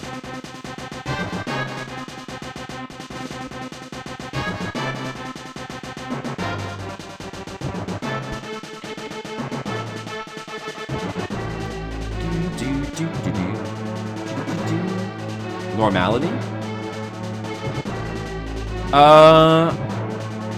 Offhand, I don't remember what Normality is. So you have to enlighten me on that one.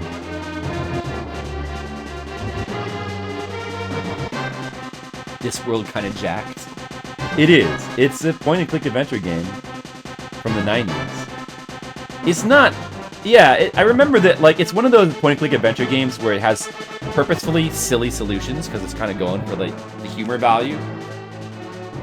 So it is a little bit on the trial and error heavy side.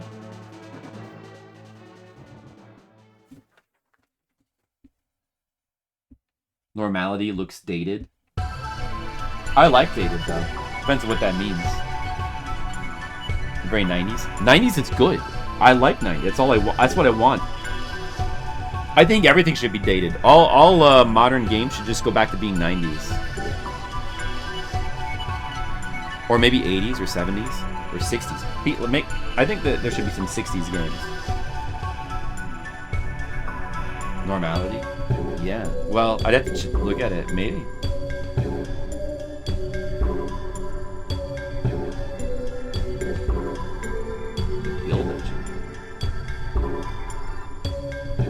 skip this song. Let's see.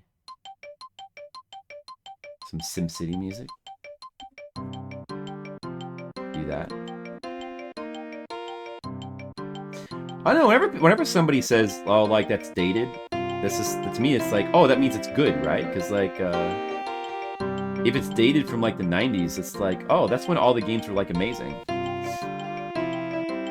Yeah, we're building towns now. It'd be fun to play some SimCity on stream too. I wouldn't be against that. A lot more fun than Koei games, probably.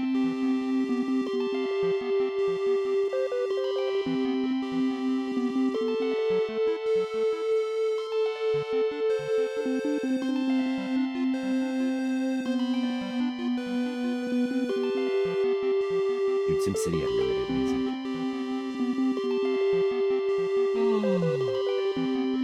Any other games that you guys like? What are some other video games?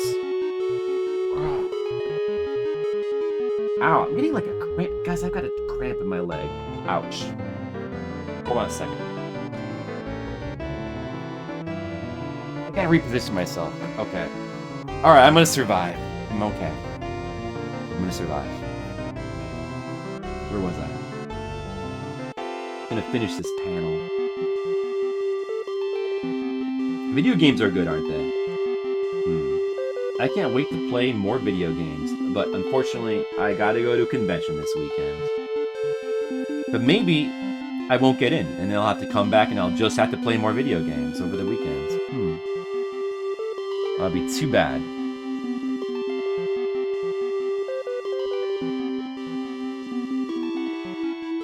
Helldivers? Yeah, I've heard that some people like that. It really doesn't look like my kind of thing, but I've heard some people are really into that. You want to play new Final Fantasy VII? Yeah, I mean, I'm interested in the story of the new Final Fantasy VII. I'm interested in what they're going to do with it, but I'm not sure if I really want to play it myself or not. I haven't really made up my mind about those games. I might, I never finished the first Final Fantasy VII Remake. Maybe I'll go back and finish it. I don't know.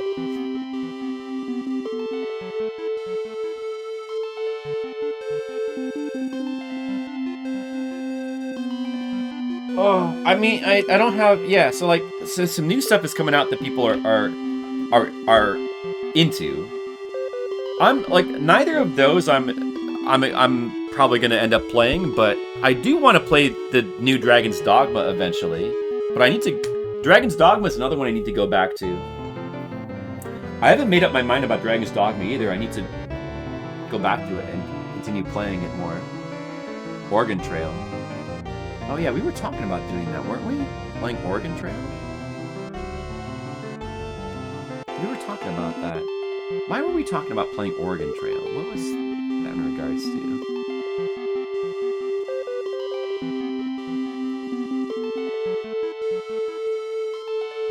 I don't remember. Like a Dragon? No, I haven't tried that. Because I kind of want to go through all the Yakuza games in order. Eventually I want to get to it. I just played Yakuza 1 for the first time, like last month, and I really enjoyed it. And I do want to play more of the Yakuza games. But, yeah, I don't know. I mean, I could just jump into the newer one, but I don't think I'm going to do that with Yakuza. I think I'm going to wait on the newer ones of those. I am going to jump into Armored Core 6, though. I was thinking about trying to marathon all the Armored Core games, but I realized that's just not going to be realistic, and Armored Core 6 is one I'm not going to be able to wait for, but Like a Dragon's really good. I bet it is. I mean, it looks good. It does look good. I agree. But all the Yakuza games look good, though. Like, I want to play them all. I need to at least play 0. I want to play 2 and 3. Yeah, I like the Armored Core games. Alright, I finished inking 2 pages now. Let's see what we got here. We got this one. I inked this. I inked this. And I inked this. This has been inked. I like the expressions on this page.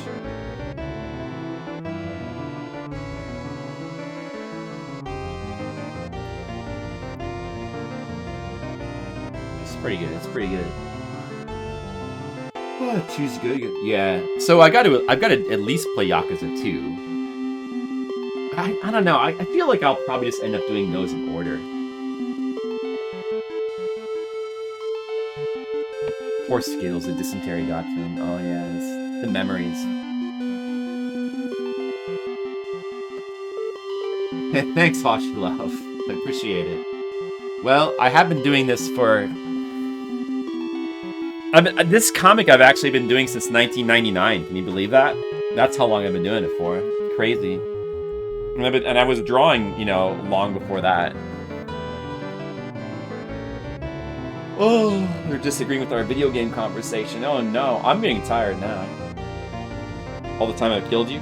Well, Skittles, stick around. I hope to kill you a few more times at least, but in a friendly way.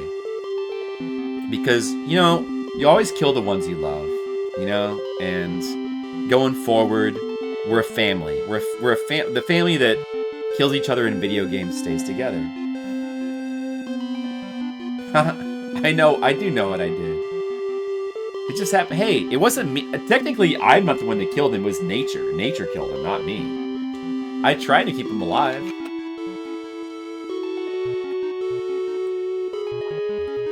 It's hard in those wagons. Yeah, it's the trail. The trail did it. I got another page that started penciling here. I got another page that started penciling, but I haven't finished the pencils. Maybe pencil a little bit more stuff here. Let's see. Oh, it's a little. I'd have to like turn up the contrast or something. You kind of can't see that well.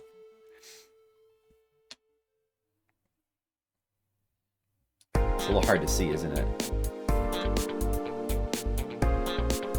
Maybe if I do this real quick.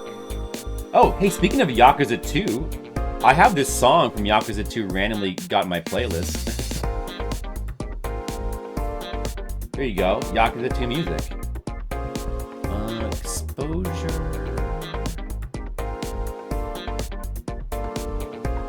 Contrast.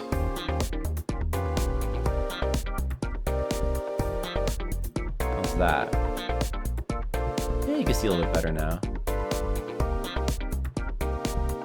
Playlist. I guess a playlist for you guys. Wow. Oh man, it's like 11 now. I should be going to bed, but you guys are just... We're having too much fun. I don't know. Let's see. Draw. How you draw a face here? Or just draws. Do a little bit more drawing.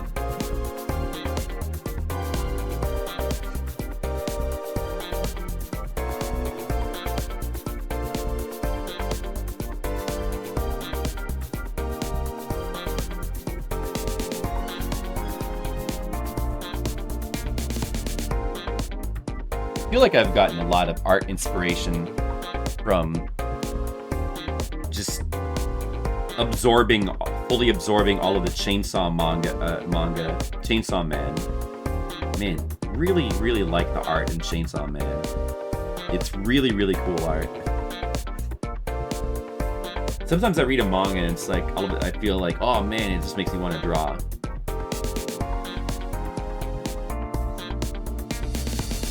Alright, I don't know. Any other video games we should talk about, guys? There's so many games to play, right?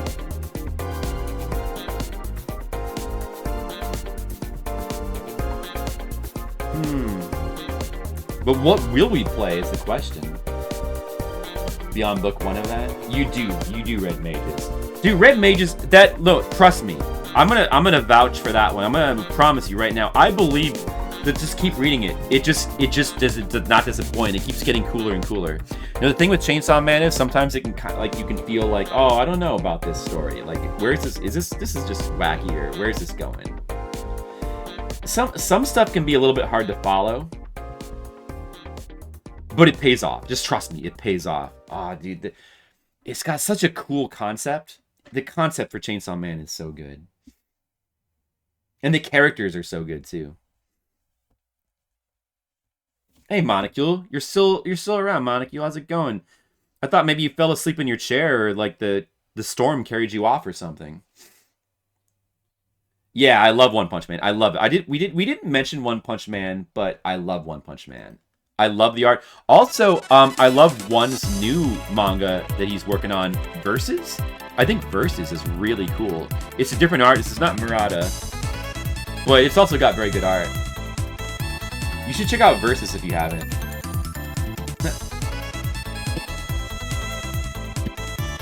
That's right, Joer. He's a really funny main character. He's got to be like one of my favorite main characters now in a manga. The main character, the main dude of Chainsaw Man. He's a hilarious character. But the anime is really good too.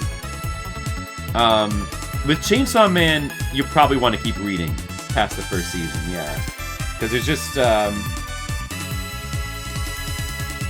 so much more. Like, it's gonna take forever for the anime to catch up. Like, you might as well just read the manga. Besides, the manga's got really unique and cool art. So, I have seen Versus the movie. Yeah, I have read Mages. That's a cool movie. That's the that's one of the 8 like weird kind of like horror / martial arts. It's one of those like it's Japanese, right? Yeah, it's like horror combined with martial arts kind of movies. It's pretty good. It's got a really sick soundtrack. It's pretty cool. It's a pretty cool movie. Yeah, I recommend that one. Guys, check it out. Check out Versus the movie. It is. See, I've seen a lot of stuff. You thought you'd stump me with that one. Like, hey, have you ever seen Versus? I bet if I ask Monocule or Skittles right now if they've ever seen Versus, they're gonna be like, what? Versus what? You tied the rope on the ankle to your truck? That's good, Monocule. That's good thinking. One is making a new manga? Yes, did you not know that, Hashi Love? Yes. It's a different artist. Well, he's doing it. He seems to. Well, he was making Mob Psycho. He's like finished with that, right?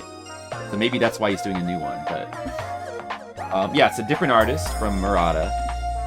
But you know, the art looks kind of Murata-like. Like first, I thought it was Murata doing the art. I was like, oh, is Murata doing the art for this too? Because it looked kind of. But it is different artist, different style. Of course Monocule's seen it. He knows everything. Well, you can stump me on stuff, but I have seen and heard a lot of... What's Mob Psycho? Mob Psycho is... It's another story by the guy who did One Punch Man. You've probably heard of One Punch Man. It's like everybody's heard of that. So it's another manga by him that got an anime adaptation, and it's about a psychic kid who... basically the whole thing is his power can go to 100%, but his power is he's just a psychic, and he's trying to like learn how to control his powers. Okay, let me start over. He's a psychic who's learning to, like a little kid is psychic who's learning to control his powers, and he goes to this dude to try to learn he goes to this adult psychic to try to learn how to control his powers, but the adult psychic is a scam artist, and so he tries to pretend like he's a real psychic, and he tries to help out the kid and give him advice and stuff of how to be a better psychic, even though he's a scam artist and the kid is a real psychic. And then like together they fight like, you know, monsters and other weird, like it's kind of starts out like a gag manga. It's all these like really weird, crazy characters, but then it kind of gets more serious the more it goes, and it gets extremely good. So no Yakuza? Not really. It's got a lot of psychic battles. Wait a second.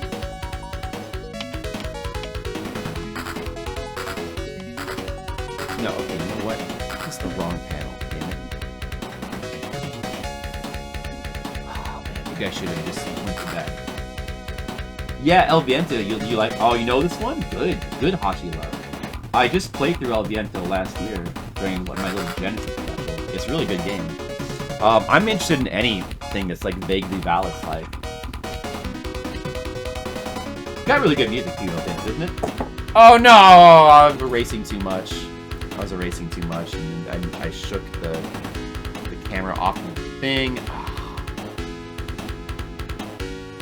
What's the problem with this setup? Oh yeah, you know what I was doing before? I was erasing on the floor. That's what I should do. I can't erase the table. It shakes the paper too much. That's why I need to just not. I need to not erase at all. I can't erase. This is why I should stick to doing inks. Just stick to damn inks. But I need to erase this.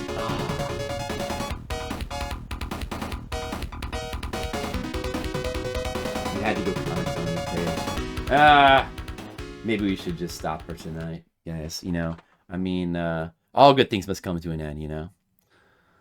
And I'm getting pretty tired, and we got some good stuff done. It was, you know, it was a good art stream. No, I mean, that's a good face, but I have to erase this whole thing because I was drawing the wrong panel. I was looking at the wrong part of the script, and I have to erase it. This has got to disappear. I mean, it's good expression, but I already do like a similar expression down here anyway.